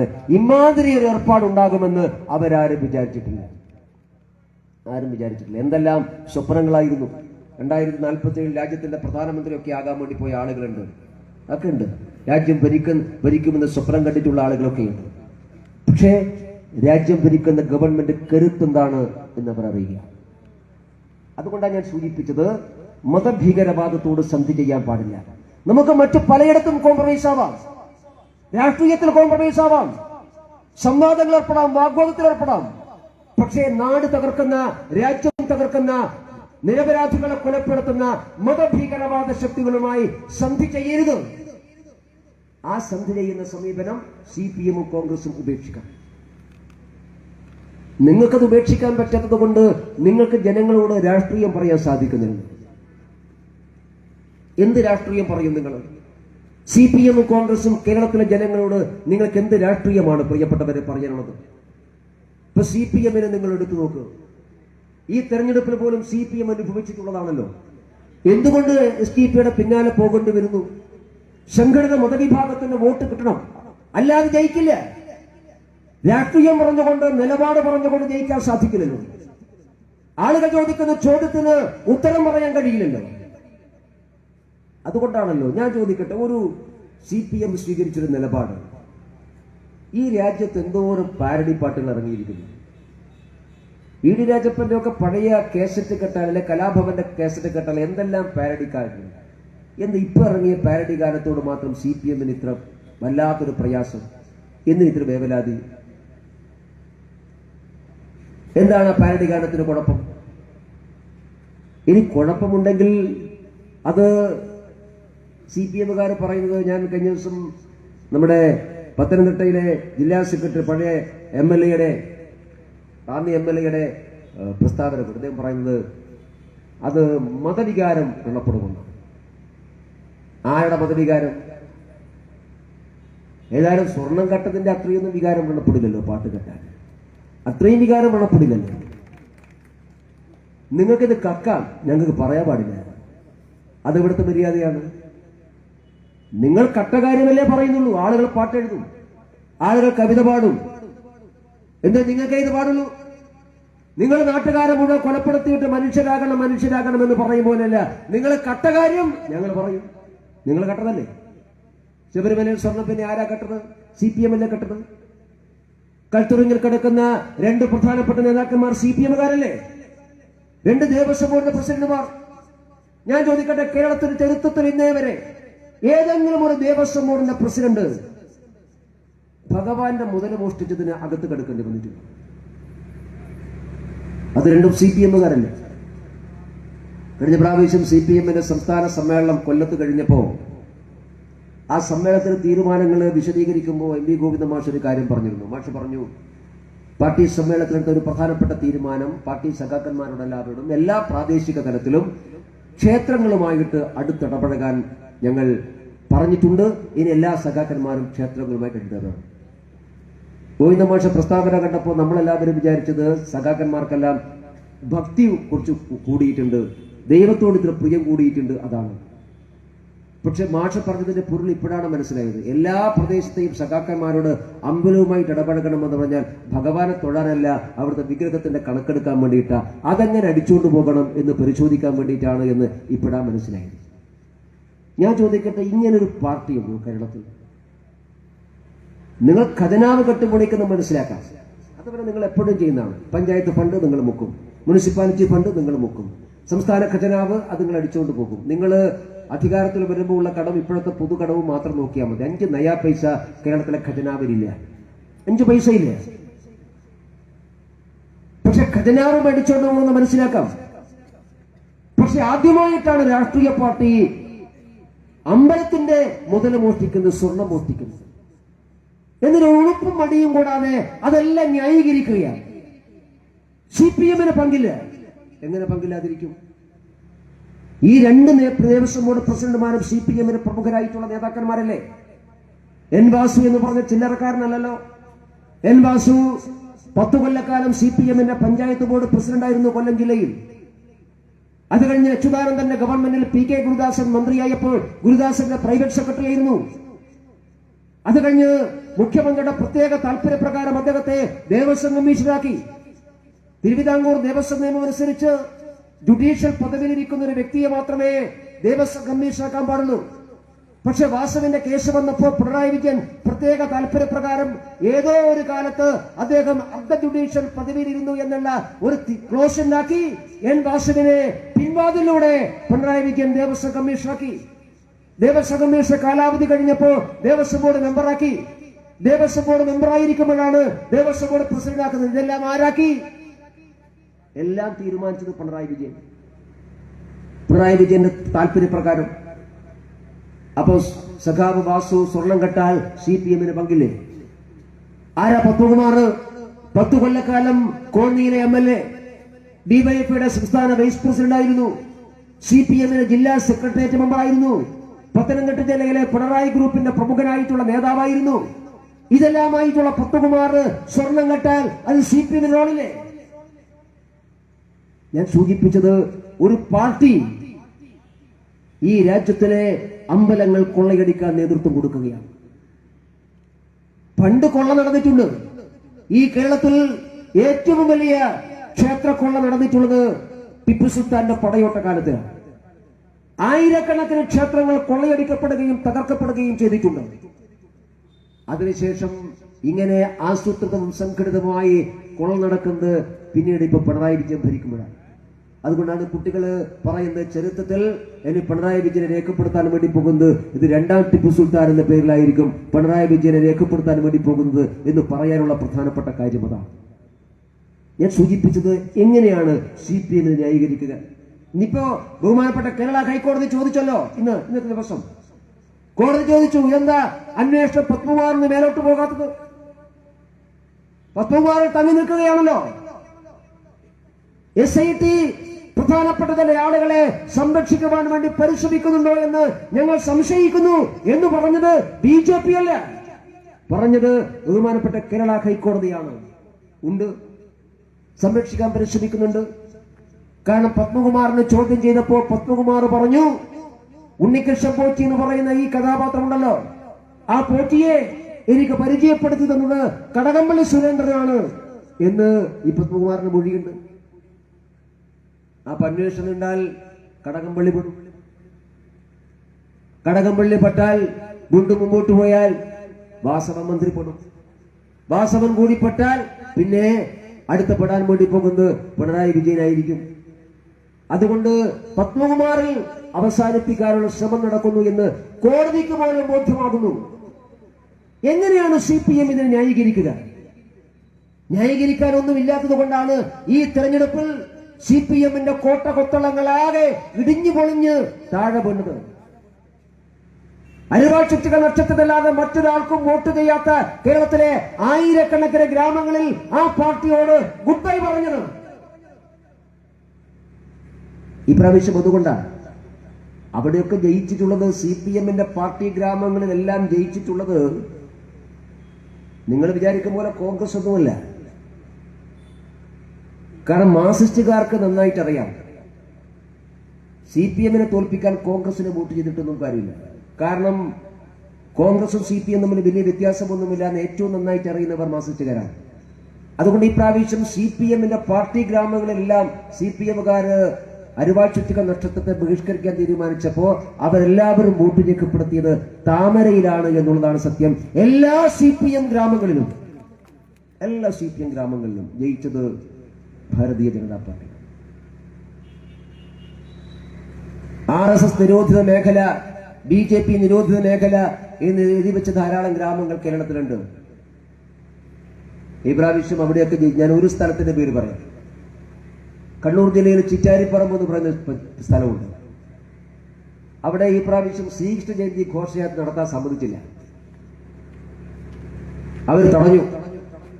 ഇവിടെ പറ്റൂല, ഇവിടെ കാവിക്കൊടി പറ്റൂല, ഇവിടെ RSS പറ്റില്ല, ഇവിടെ BJP പറ്റില്ല എന്ന് പറഞ്ഞിട്ട് അവിടെ വലിയ ബോർഡ് വെച്ചു. ഈ ഗ്രാമം RSS നിരോധിത മേഖലയാണ്. ഇതൊരു 6 മാസം മുമ്പത്തെ സംഭവമാണ്. കഴിഞ്ഞ സെപ്റ്റംബർ മാസമാണല്ലോ ശ്രീകൃഷ്ണ ജയന്തി. 6 മാസമില്ല, 3 മാസം. ആ ചിറ്റാരിപ്പറമ്പിൽ ഈ തടഞ്ഞ സ്ഥലത്ത് ഈ പ്രാവശ്യം വലിയ ഭൂരിപക്ഷത്തിന് ജയിച്ചത് ഭാരതീയ ജനതാ പാർട്ടിയാണ് എന്നുള്ളതാണ് സത്യം. പിണറായി വിജയന്റെ സ്വന്തം പഞ്ചായത്ത് ധർമ്മടത്ത് കഴിഞ്ഞ പ്രാവശ്യം നമ്മൾ 2 സീറ്റാണ് ജയിച്ചത്. ഈ പ്രാവശ്യം 3 ആക്കി. പിണറായി വിജയന്റെ സ്വന്തം വാർഡിൽ ജയിക്കാൻ CPM കഷ്ടപ്പെട്ട കഷ്ടപ്പാട് നമുക്കറിയാം. ഇപ്പൊ എല്ലാവരും പറഞ്ഞു നാഞ്ഞു പിടിച്ചിരുന്നെങ്കിൽ പിണറായി വിജയന്റെ വാർഡിലും നമ്മൾ ഈ പ്രാവശ്യം ജയിക്കുമായിരുന്നു. അതാണ് കേരളം. അതുകൊണ്ട് ഞാൻ സൂചിപ്പിച്ചത് എന്തുകൊണ്ട് CPM-ന്റെ പാർട്ടി ഗ്രാമങ്ങളിൽ നിങ്ങൾ തോറ്റുപോകുന്നു. ഈ കൊള്ളയും ഈ തോന്നിവാസവും ചോദ്യം ചെയ്യാൻ ആളുണ്ട്. ആ ചോദ്യങ്ങൾക്ക് ഉത്തരം പറയാൻ CPM-ന് സാധിക്കുന്നില്ല. അതുകൊണ്ടാണ് നിങ്ങൾ തോറ്റുപോകുന്നത്. അതിന് മറ്റുള്ളവരെ കുറ്റം പറഞ്ഞിട്ട് എന്താ കാര്യം? നിങ്ങൾക്ക് പറയാൻ രാഷ്ട്രീയമില്ലാത്ത കൊണ്ടല്ലേ. ശബരിമലയിൽ മാത്രമല്ലല്ലോ പ്രിയപ്പെട്ടവരെ, കേരളത്തിലെ എല്ലാ ക്ഷേത്രങ്ങളും ഇവർ കൊള്ളയടിക്കുകയാണ്. എല്ലാ ക്ഷേത്രങ്ങളും. പാവപ്പെട്ട ഹിന്ദുവിന്റെ അമ്പലങ്ങളെല്ലാം കൊള്ളയടിക്കാൻ വേണ്ടി ഇറങ്ങിത്തിരിച്ചിരിക്കുകയാണ് ഈ പിണറായി വിജയന്റെ ഗവൺമെന്റ്. ദേവസ്വം ബോർഡ് എന്ന് പറയുന്ന ഒരു സാധനം ഉണ്ടാക്കി വെച്ച് അതിന്റെ പേരിൽ അമ്പലം കൊള്ളയടിക്കുക. ഇപ്പൊ ഗുരുവായൂർ ക്ഷേത്രം കേരളത്തിലെ മറ്റൊരു പ്രധാനപ്പെട്ട ക്ഷേത്രമല്ലേ, നിങ്ങൾ എല്ലാവരും പോകുന്ന അമ്പലമല്ലേ. ആ ഗുരുവായൂർ ക്ഷേത്രത്തില് ഓഡിറ്റ് ചെയ്തു. ഓഡിറ്റ് ചോദിച്ച പല ചോദ്യങ്ങൾക്കും ഉത്തരവുണ്ടായില്ല. പല ചോദ്യങ്ങളും ചോദിച്ചു. നമ്മുടെ നാട്ടിൽ അമ്പലങ്ങളുടെ സ്വത്ത്, ദേവസ്വത്തിന്റെ സ്വത്ത്, ആ സ്വത്ത് നാഷണലൈസ്ഡ് ബാങ്കിലെ നിക്ഷേപിക്കാൻ പാടുള്ളൂ. അതാണ് നിയമം. പക്ഷെ ഗുരുവായൂർ ദേവസ്വം ബോർഡിലെ 200 കോടി നിക്ഷേപിച്ചത് എവിടെയാണ് നിങ്ങൾ? കേരള ബാങ്കിൽ. ഏതേ കേരള ബാങ്ക്? കേരള ബാങ്ക് എന്ന് പറഞ്ഞാൽ നമ്മളെ കരുവന്നൂർ ബാങ്കിന്റെ ഏട്ടൻ. ആ ബാങ്കിലാണ് ഗുരുവായൂർ ദേവസ്വം ഞാനും നിങ്ങളും കൊടുക്കുന്ന പണം. ഈ രാജ്യത്തെ കോടിക്കണക്കിന് ഗുരുവായൂരപ്പ ഭക്തന്മാർ അവർ കൊടുക്കുന്ന പണം, ആ പണം എന്ത് അധികാരത്തിലാണ് CPM-ന്റെ ബാങ്കിൽ ഈ ദേവസ്വം ബോർഡ് നിക്ഷേപിച്ചത്? ഈ ചോദ്യം ചോദിച്ചു കോടതി. ഈ ചോദ്യം സുപ്രീം കോടതി ചോദിച്ചു. ദേവസ്വം ബോർഡിന്റെ പണം പാർട്ടി ബാങ്കുകൾക്ക് കടം വീട്ടാനുള്ളതല്ല എന്ന് ഈ രാജ്യത്തിന് സുപ്രീം കോടതി വിധിച്ചു വന്നിട്ട് 2 ആഴ്ച പോലും തികഞ്ഞിട്ടില്ല. പണം കൊള്ളയടിക്കുക. ഗുരുവായൂർ ദേവസ്വത്തിന് വേറെ ചില പ്രശ്നങ്ങളുണ്ട്. എന്ത് ആസൂത്രിതമായിട്ടാണ് ഈ ദേവസ്വം ബോർഡിനെ വെച്ച് ഇവർ കൊള്ളയടിക്കാൻ നോക്കുന്നത്? നമ്മള് പല വഴിപാടുകൾ കഴിക്കുമല്ലോ. ഗുരുവായൂർ ക്ഷേത്രത്തിൽ പോയാൽ നിങ്ങൾ ഒന്നുകിൽ ഭണ്ണാരത്ത് പണം ഇടും, അല്ലെങ്കിൽ എന്തെങ്കിലും നേർച്ചയുടെയും വഴിപാടിന്റെ ഭാഗമായിട്ട് സ്വർണമാല, സ്വർണരൂപങ്ങൾ, വെള്ളിപ്രതിമകൾ ഇതൊക്കെ കൊടുക്കും. മോതിരങ്ങൾ ഇതെല്ലാം നമ്മൾ കൊടുക്കുമ്പോ ചില ആളുകൾ ഭണ്ണാരത്തിൽ പോയി നിക്ഷേപിക്കും. ഇപ്പൊ കോടതി ഇടപെട്ട് പറഞ്ഞു അത്തരം വലിയ വില കൂടുന്ന സാധനങ്ങളൊന്നും ഭണ്ണാരത്തിൽ നേരിട്ട് നിക്ഷേപിക്കരുത്. ഭക്തന്മാരായിട്ടുള്ള ആളുകൾ അത് അവിടുത്തെ അഡ്മിനിസ്ട്രേറ്റീവ് ഓഫീസിൽ പോയി അവിടെ ഏൽപ്പിച്ച് റെസീറ്റ് മേടിക്കണം, എന്നിട്ട് കൊണ്ടുപോയി ഭണ്ണാരത്തിൽ ഇടണം എന്നാണ്. ഇതാണ് ഇപ്പോഴത്തെ നിയമം. അപ്പൊ കഴിഞ്ഞ പ്രാവശ്യം ഓഡിറ്റിംഗ് നടന്നപ്പോ ഓഡിറ്റർ ചോദിച്ചു അഡ്മിനിസ്ട്രേറ്റർ, അല്ല ഈ സ്വർണത്തിന്റെയും വെള്ളിയുടെയും റെസീറ്റ് ഉണ്ടോ? ഒരു റെസീറ്റും ഇല്ല. എന്ന് പറഞ്ഞാൽ കഴിഞ്ഞ 2-3 കൊല്ലമായിട്ട് ഗുരുവായൂർ ക്ഷേത്രത്തിലെ ഭണ്ഡാരത്തിൽ ഒരാളും സ്വർണ്ണവും വെള്ളി ഇടുന്നില്ല എന്നാണോ? ഇടുന്നൊക്കെ CPM ഓഫീസിലേക്ക് പോയി എന്നാണ്. ഈ ചോദ്യത്തിന് ഗുരുവായൂർ ദേവസ്വത്തിന്റെ ഭരണകൂടത്തിന് മറുപടി ഉണ്ടായിരുന്നില്ല. അതിലേറെ രസകരമായിട്ടുള്ള വേറൊരു കാര്യമുണ്ട്. ഗുരുവായൂർ ക്ഷേത്രത്തിൽ കഴിഞ്ഞ 6 മാസത്തിനിടയിൽ 35 ആനകൾ ചെരിഞ്ഞുപോയി. ആനക്ക് എന്തോ സാംക്രമിക രോഗം വന്ന പോലെയാണ്, വൈറൽ ഫീവർ. അങ്ങനെ 35 ആനകൾ ചെരിഞ്ഞു. ആനകൾ ചെരിഞ്ഞതിനെ കുറിച്ച് ചോദ്യം പറയുന്നുണ്ട്. അത് നമ്മുടെ വിഷയമല്ലാത്തതുകൊണ്ട് ഞാൻ പറയുന്നില്ല.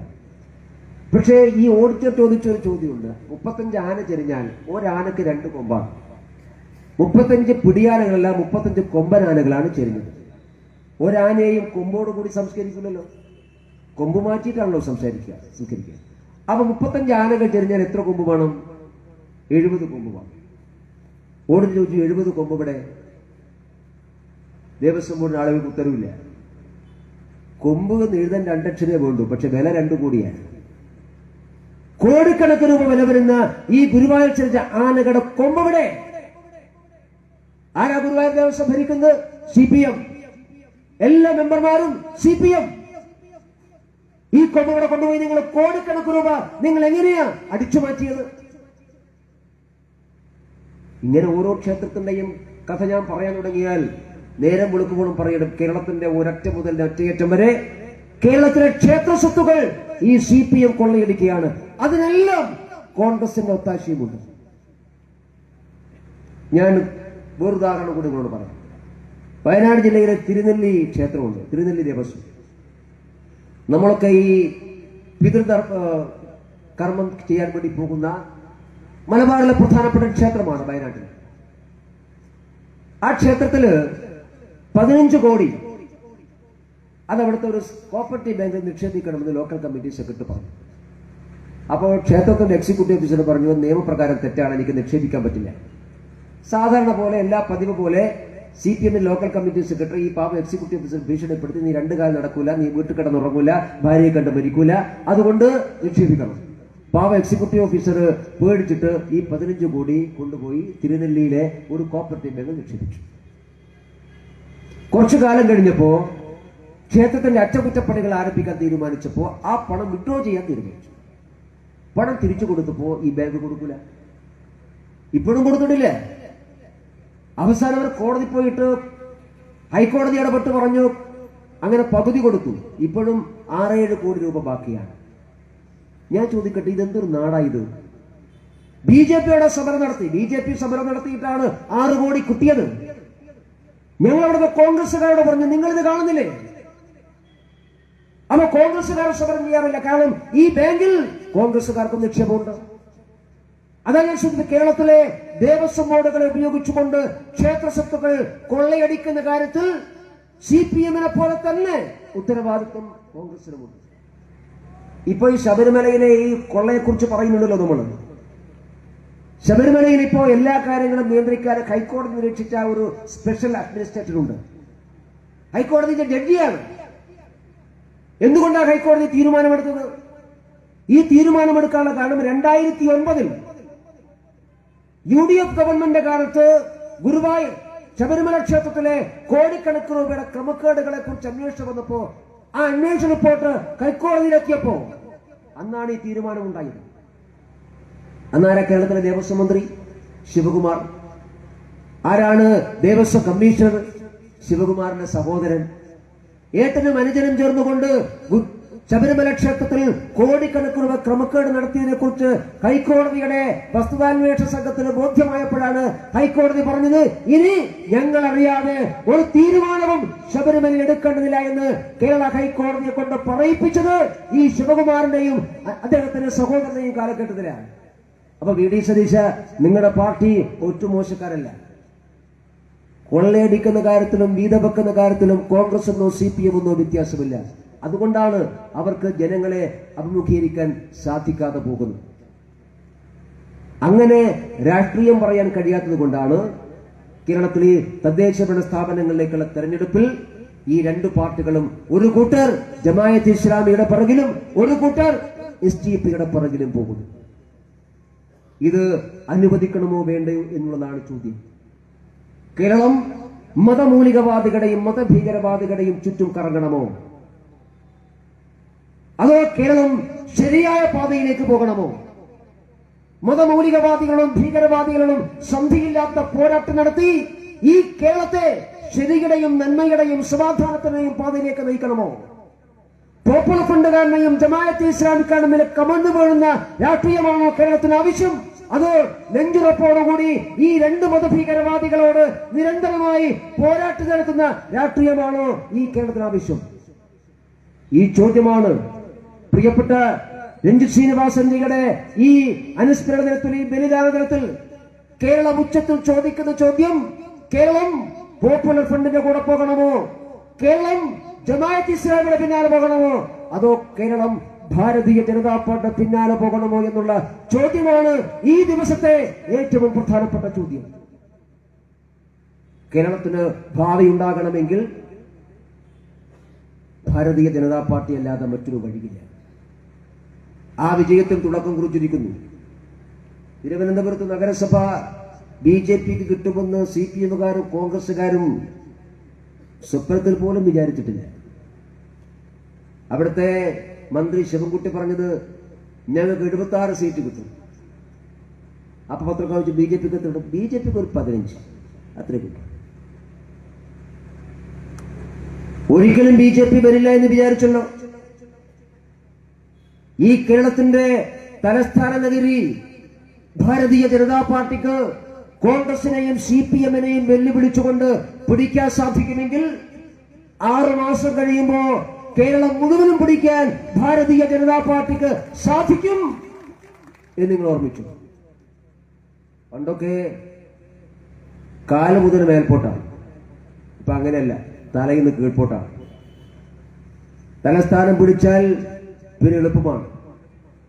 കാരണം തലയുണ്ടെങ്കിൽ ബാക്കിയെല്ലാം പിന്നാലെ വന്നു. അതാണ് നമ്മുടെ അനുഭവം. ഈ രാജ്യത്ത് ഭാരതീയ ജനതാ പാർട്ടി ആദ്യം പിടിച്ചത് ഏതാണെന്നറിയും നിങ്ങൾ? ഇപ്പോഴാണല്ലോ 13 സംസ്ഥാനങ്ങളൊക്കെ നമ്മുടെ കൂടെയായി, രാജ്യത്തിന്റെ ഭരണം നമ്മുടെ കൂടെയായത്. ഇന്ത്യ രാജ്യത്ത് ഭാരതീയ ജനതാ പാർട്ടി ഒറ്റക്ക് ആദ്യമായിട്ട് ഭരണം പിടിച്ചത് ഡൽഹി മെട്രോപൊളിറ്റൻ കൗൺസിലാണ്, വർഷങ്ങൾക്ക് മുമ്പ്. അതിനുശേഷമാണ് സംസ്ഥാനങ്ങളൊക്കെ പിടിച്ചിട്ടുള്ളത്. അതുകൊണ്ട് കേരളം മാറ്റത്തിന്റെ ദിശയിലാണ്. തിരുവനന്തപുരത്ത് നമ്മളെ തോൽപ്പിക്കാൻ വേണ്ടി പഠിച്ച പണി 18 CPMും കോൺഗ്രസും നോക്കിയിട്ടുണ്ട്. പരസ്പരം സഹായിച്ചു കൊടുത്തിട്ടുമുണ്ട്. അതിനെല്ലാം അതിജീവിച്ചുകൊണ്ടാണ് CPMും കോൺഗ്രസും ഒരുമിച്ച് നിന്ന് ഭാരതീയ ജനതാ പാർട്ടിയെ തോൽപ്പിക്കാൻ പരിശ്രമിച്ചിട്ടും നമ്മളെ തോൽപ്പിക്കാൻ വേണ്ടി സാധിച്ചിട്ടില്ല. അതുകൊണ്ട് ഇന്നത്തെ ദിവസം ഈ ബലിദാന ദിനത്തിൽ നാം ഒരുമിച്ച് കൂടുമ്പോ ഈ കേരളത്തിന്റെ മണ്ണിൽ ഈ പ്രസ്ഥാനത്തിനും പ്രത്യയ ശാസ്ത്രത്തിനും വേണ്ടി ജീവനും രക്തവും നൽകിയിട്ടുള്ള 100 കണക്കിന് ബലിദാനികൾ, രഞ്ജിത് ശ്രീനിവാസൻജി ഉൾപ്പെടെയുള്ള 100 കണക്കിന് ബലിദാനികൾ, ആ ബലിദാനികളുടെ സ്വപ്നം കൂടിയാണ് പ്രാവർത്തികമാകാൻ വേണ്ടി പോകുന്നത്. ഒരു ബലിദാനവും ഈ കേരളത്തിൽ പാഴാവുകയില്ല എന്ന് നാം ബോധ്യപ്പെടുത്തി കൊടുക്കുകയാണ്. നമുക്ക് നഷ്ടമുണ്ട്, നമുക്ക് വേദനയുണ്ട്.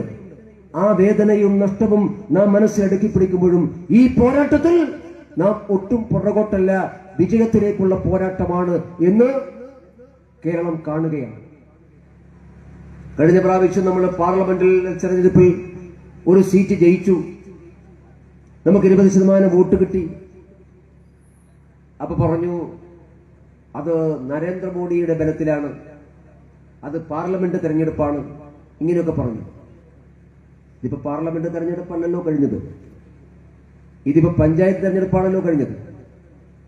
പഞ്ചായത്ത് തെരഞ്ഞെടുപ്പിൽ CPMനെയും കോൺഗ്രസിനെയും തോൽപ്പിച്ചുകൊണ്ട് ജയിക്കാൻ ഭാരതീയ ജനതാ പാർട്ടിക്ക് സാധിക്കുമെങ്കിൽ വരുന്ന കാലഘട്ടം കേരളത്തിലും ഭാരതീയ ജനതാ പാർട്ടിയുടെ കാലഘട്ടമാണ്. അത് കാണുന്നതിന് മുമ്പ് നമുക്കൊരു സങ്കടം മാത്രമേ ഉള്ളൂ. ശ്രീ രഞ്ജിത്ത് ഉൾപ്പെടെയുള്ള ആളുകളെയൊക്കെ ഇല്ലാതാക്കിയിട്ടുള്ള ഈ ആസുരിക വംശമൊക്കെ ജയിലിലായി പോയി. അവരെ നാട്ടിലുണ്ടെങ്കിൽ അവരൊന്ന് കാണേണ്ടതായിരുന്നു. അവര് വാർത്ത അറിയുന്നതൊന്നും അറിയില്ല. പക്ഷെ ഈ കേരളത്തിൽ നമുക്ക് വേണ്ടി ബലിദാനികളായ 100 കണക്കിന് സഹപ്രവർത്തകന്മാരുടെ ഉജ്ജ്വലമായിട്ടുള്ള ഓർമ്മകളുണ്ട് നമ്മുടെ മനസ്സിൽ. ആ ഓർമ്മകൾ മാത്രം മതിയാകും ഈ പോരാട്ടത്തിൽ ആത്യന്തികമായിട്ടുള്ള വിജയം കൈവരിക്കാൻ സാധിക്കുക. നമുക്ക് ഉറപ്പുണ്ട് നാം ഒറ്റക്ക് തന്നെയാണ്. അപ്പുറത്ത് ഒരുപാട് ആളുകളുണ്ട്. ഭാരതീയ ജനതാ പാർട്ടി വിജയിക്കുമെന്ന് ഉറപ്പ് വരുമ്പോ എല്ലാം മറന്നൊന്നിക്കുന്ന, അത് CPM-കാര്, കോൺഗ്രസുകാര്, SDP-കാര്, ജമാഅത്ത് ഇസ്ലാമിക്കാര്, ലീഗുകാര് എന്ന് വേണ്ട സകല ചണ്ടി പണ്ടാരങ്ങളും അവരെല്ലാവരും ഒരുമിച്ച് നിൽക്കുമെന്ന് നമുക്ക് ഉറപ്പുണ്ട്. പക്ഷേ നിങ്ങളെല്ലാവരും ഒരുമിച്ച് വലിയ കോട്ടകൊത്തളങ്ങൾ തീർത്താലും, ഞങ്ങൾക്ക് മുമ്പിൽ നിങ്ങൾ എല്ലാവരും ഒരുമിച്ച് വലിയ പ്രതിരോധം നിർത്താനും, ആ പ്രതിരോധത്തെയെല്ലാം അതിജീവിച്ചുകൊണ്ട് വിജയത്തിന്റെ വെന്നിക്കൊടി പാറിക്കാൻ ഞങ്ങളുടെ മനസ്സിൽ ഞങ്ങൾക്കുള്ള ഇന്ധനം ഈ പ്രസ്ഥാനത്തിനും പ്രത്യയശാസ്ത്രത്തിനും വേണ്ടി ജീവൻ നൽകിയ നൂറുകണക്കിന് ആളുകളുടെ ഉജ്ജ്വലമായിട്ടുള്ള ഓർമ്മയാണ്. ആ ഓർമ്മ മനസ്സിലുള്ളത്തോളം കാലം ഒരു വലിയ കോട്ടകൾക്കും ഈ പ്രസ്ഥാനത്തെ തകർക്കാൻ വേണ്ടി സാധിക്കില്ല എന്ന് 1000 വട്ടം ഈ കേരളത്തോട് നാം വിളിച്ചു പറയുകയാണ്. അത് നാം പ്രാവർത്തികമാക്കുക. അതുകൊണ്ട് പ്രിയപ്പെട്ടവരെ, ഇനിയുള്ള കാലം കേരളവും നരേന്ദ്രമോദിയുടെ പിന്നാലെയാണ്. മോദി നയിക്കുന്ന വികസിത ഭാരതത്തോടൊപ്പമാണ്. വികസിത ഭാരതം ഒരു സന്ദേശമായി മാറുകയാണ്. ഈ രാജ്യത്തിലെ ലക്ഷക്കണക്കിന് ആളുകളെ കൊണ്ട് നാം വികസിത ഭാരതം എന്ന് പറയിപ്പിക്കുകയാണ്. തൊഴിലുറപ്പ് പദ്ധതിയുടെ പേര് മാറ്റിയത് എന്തിനാണ് എന്ന് ചോദിക്കുന്നവരുണ്ടല്ലോ. അവരോട് ഒരു കാര്യം മാത്രമേ നാം പറയുന്നുള്ളൂ. ഇനിയുള്ള വർഷങ്ങൾ മുഴുവനും 2047 ഈ രാജ്യം സ്വാതന്ത്ര്യത്തിന്റെ 100 വർഷം തികയുന്നതുവരെ ഈ നാട്ടിലെ കോടാനുകോടി ആളുകൾ, പാവപ്പെട്ടവർ, കർഷകർ, തൊഴിലാളികൾ, അന്നത്തെ അധ്വാനിച്ച് ജീവിക്കുന്നവർ, അക്ഷരാഭ്യാസമില്ലാത്തവർ, അങ്ങനെ ഈ രാജ്യത്തിലെ കോടാനുകോടി ആളുകൾ രാവിലെ മുതൽ വൈകുന്നേരം വരെ അവരുടെ മനസ്സിൽ ഉരുവിടുന്ന മന്ത്രം ഒരേ ഒരു മന്ത്രമാണ്. ആ മന്ത്രം വികസിത ഭാരതത്തിന്റെ മന്ത്രമാണ്. ആ മന്ത്രം ഈ നാട്ടിലെ കോടിക്കണക്കിന് ആളുകളെ കൊണ്ട് ഉരുവിടിപ്പിക്കാനാണ് പേര് മാറ്റിയത്. നിങ്ങൾക്ക് ചൊറിയെന്ന് ഞങ്ങൾക്കറിയാം.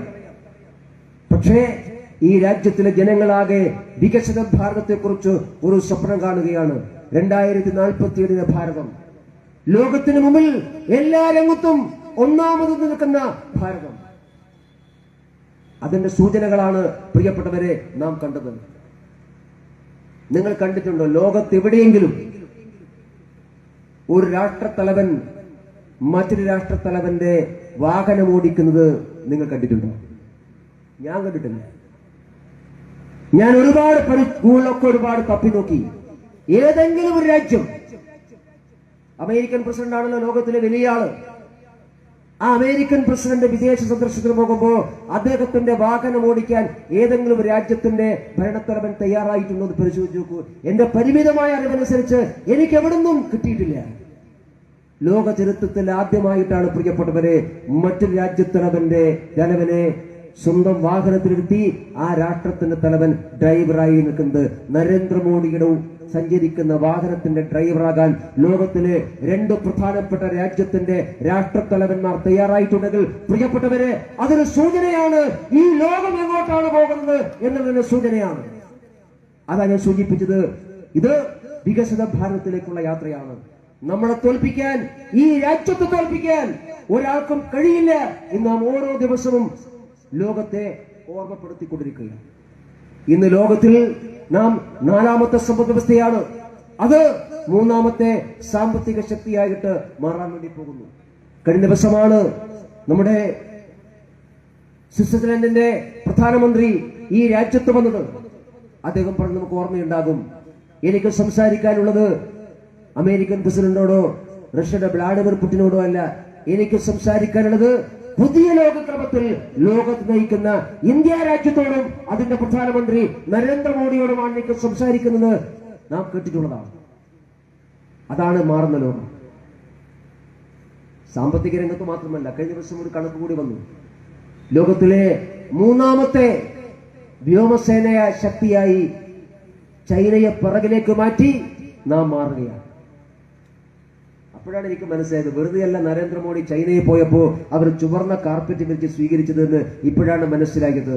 CPM-കാർക്ക് സഹിക്കില്ല. CPM ചോദിക്കുന്നുണ്ട്, ഇത് ഞങ്ങളുടെ ചൈനയാണോ, ഈ ചൈന ഞങ്ങളുടെ ചൈനയല്ല എന്നൊക്കെ പറയുന്ന CPM-കാരുണ്ടാകും. പക്ഷേ ചൈന പോലും മാറുന്നു. ഭാരതത്തെ അംഗീകരിക്കാൻ നിർബന്ധമാണ്. അതാണ് ലോകക്രമം. അതുകൊണ്ട് ഈ ആലപ്പുഴയിലെ കോൺഗ്രസ്സുകാരോടും CPM-കാരോടും ഞാൻ പറയുന്നത്, നിങ്ങൾ വെറുതെ ഇങ്ങനെ ഈ കോൺഗ്രസിന്റെയും CPM-ന്റെയും പിറകെ പോയിട്ട് കാര്യമില്ല, ഒരു കാര്യമില്ല. ഈ പൊട്ടക്കടലിലെ തവള പോലത്തെ ഇതാണ് ലോകം, കേരളമാണ് ലോകം, ആലപ്പുഴയാണ് ലോകം എന്നൊക്കെ വിശ്വസിക്കുന്ന കോൺഗ്രസിന്റെ ആളുകൾ ഒന്ന് പുറത്തൊക്കെ ഒന്ന് നോക്കണം. CPM-കാർ മിനിമം G. സുധാകരൻ പറയുന്നെങ്കിലും CPM-കാർ കേൾക്കണം. അത് കേട്ടാൽ CPM രക്ഷപ്പെട്ടു പോകും. അതുകൊണ്ട് ഇതിനപ്പുറത്ത് ലോകമുണ്ട്. ആ ലോകം ഭാരതം ലോകത്ത് നയിക്കുന്ന ഒരു കാലഘട്ടമാണ്. അതുകൊണ്ട് പ്രിയപ്പെട്ടവരെ, 2047 വികസിത ഭാരതത്തിലേക്കുള്ള യാത്രയിൽ ഒരു വികസിത കേരളം നമുക്ക് ഉണ്ടാവണം. ആ വികസിത കേരളത്തിലേക്കുള്ള ആദ്യത്തെ ചുവടുവെപ്പാണ് അനന്തപത്മനാഭന്റെ മണ്ണിൽ ഭാരതീയ ജനതാ പാർട്ടി വിജയത്തിന്റെ അശ്വമേധം പൂർത്തിയാക്കിയത്. അനന്തപത്മനാഭന്റെ മണ്ണിൽ ആരംഭിച്ച വിജയത്തിന്റെ അശ്വമേധം ഈ പരശുരാമ ഭൂമിയാകെ വ്യാപിപ്പിക്കാൻ വേണ്ടിയിട്ടുള്ള വലിയ പോരാട്ടത്തിലാണ് നമ്മളെല്ലാവരും. ഈ പോരാട്ടം നമുക്ക് ജയിക്കാൻ സാധിക്കും, ജയിക്കാൻ കഴിയും. 2047 ഭാരതം ലോകത്തിലെ ഒന്നാമത്തെ ശക്തിയായി മാറും. അത് കാണാൻ ഞാനും നിങ്ങളും ഉണ്ടാകുമോ എന്ന് എനിക്കറിയില്ല. ഉള്ള കുറച്ചാളെങ്കിലും ഉണ്ടാകും. നമുക്കൊരു പക്ഷേ കാണാൻ കഴിയണമെന്നില്ല. പക്ഷെ ഒരു കാര്യം എനിക്ക് നല്ല ഉറപ്പുണ്ട്, നമുക്ക് കാണാൻ കഴിഞ്ഞാലും ഇല്ലെങ്കിലും, നമ്മുടെ കണ്ണുകൾ അടഞ്ഞാലും ഇല്ലെങ്കിലും 2047 ലോകത്തിലെ ഒന്നാമത്തെ ശക്തിയായി ഭാരതം മാറും. അങ്ങനെ മാറുമ്പോഴും ഈ രാജ്യത്തിന്റെ പ്രധാനമന്ത്രി കസേരയിൽ ഒരു BJP-കാരനായിരിക്കുമെന്ന കാര്യത്തിൽ നമുക്കാർക്കും തർക്കമില്ല. അതാണ് മാറുന്ന ഭാരതം, മാറുന്ന ലോകം. ആ രാഷ്ട്രീയത്തെ സ്വീകരിച്ചുകൊണ്ട് നൂറുകണക്കിന് ബലിദാനികളുടെ ഉജ്ജ്വലമായിട്ടുള്ള ഓർമ്മയിൽ ആത്മാഭിമാനത്തോടുകൂടി ഈ കുങ്കുമഹരിത പതാക വാനോളം ഉയർത്തിപ്പിടിച്ചുകൊണ്ട് ഒരു മതബോധവാദിക്ക് മുമ്പിൽ നാം മുട്ടുമടക്കില്ല എന്ന് പ്രതിജ്ഞയെടുത്തുകൊണ്ട്, ഒരു ഭീകരവാദിക്ക് മുമ്പിൽ നട്ടല് വളക്കില്ല എന്ന് പ്രതിജ്ഞ ചെയ്തുകൊണ്ട് ഈ ആശയത്തെ ആകാശത്തോളം ഉയർത്താൻ, ഈ പ്രസ്ഥാനത്തെ ഈ മണ്ണിൽ വേരുറപ്പിക്കാൻ വേണ്ടി പരിശ്രമിക്കാൻ നിങ്ങൾ എല്ലാവരും തയ്യാറാകണമെന്ന് മാത്രം സൂചിപ്പിച്ചുകൊണ്ട് പ്രിയപ്പെട്ട ശ്രീ രഞ്ജിത് ശ്രീനിവാസൻജിയുടെ ഉജ്ജ്വലമായ ഓർമ്മ മുമ്പിൽ ഒരിക്കൽ കൂടി ആദരാഞ്ജലി അർപ്പിച്ചുകൊണ്ട് ഞാൻ നിർത്തുന്നു. നമസ്കാരം. വന്ദേ മാതരം. ഭാരത് മാതാ കി.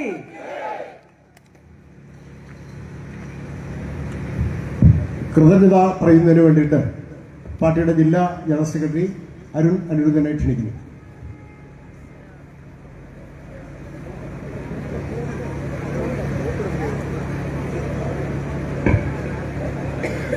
ശ്രീ രഞ്ജിത് ശ്രീനിവാസൻജിയുടെ മരിക്കാത്ത ഓർമ്മകളുടെ 4 അനുസ്മരണവും പൊതുസമ്മേളനവും സമാപിക്കുകയാണ്. ഈ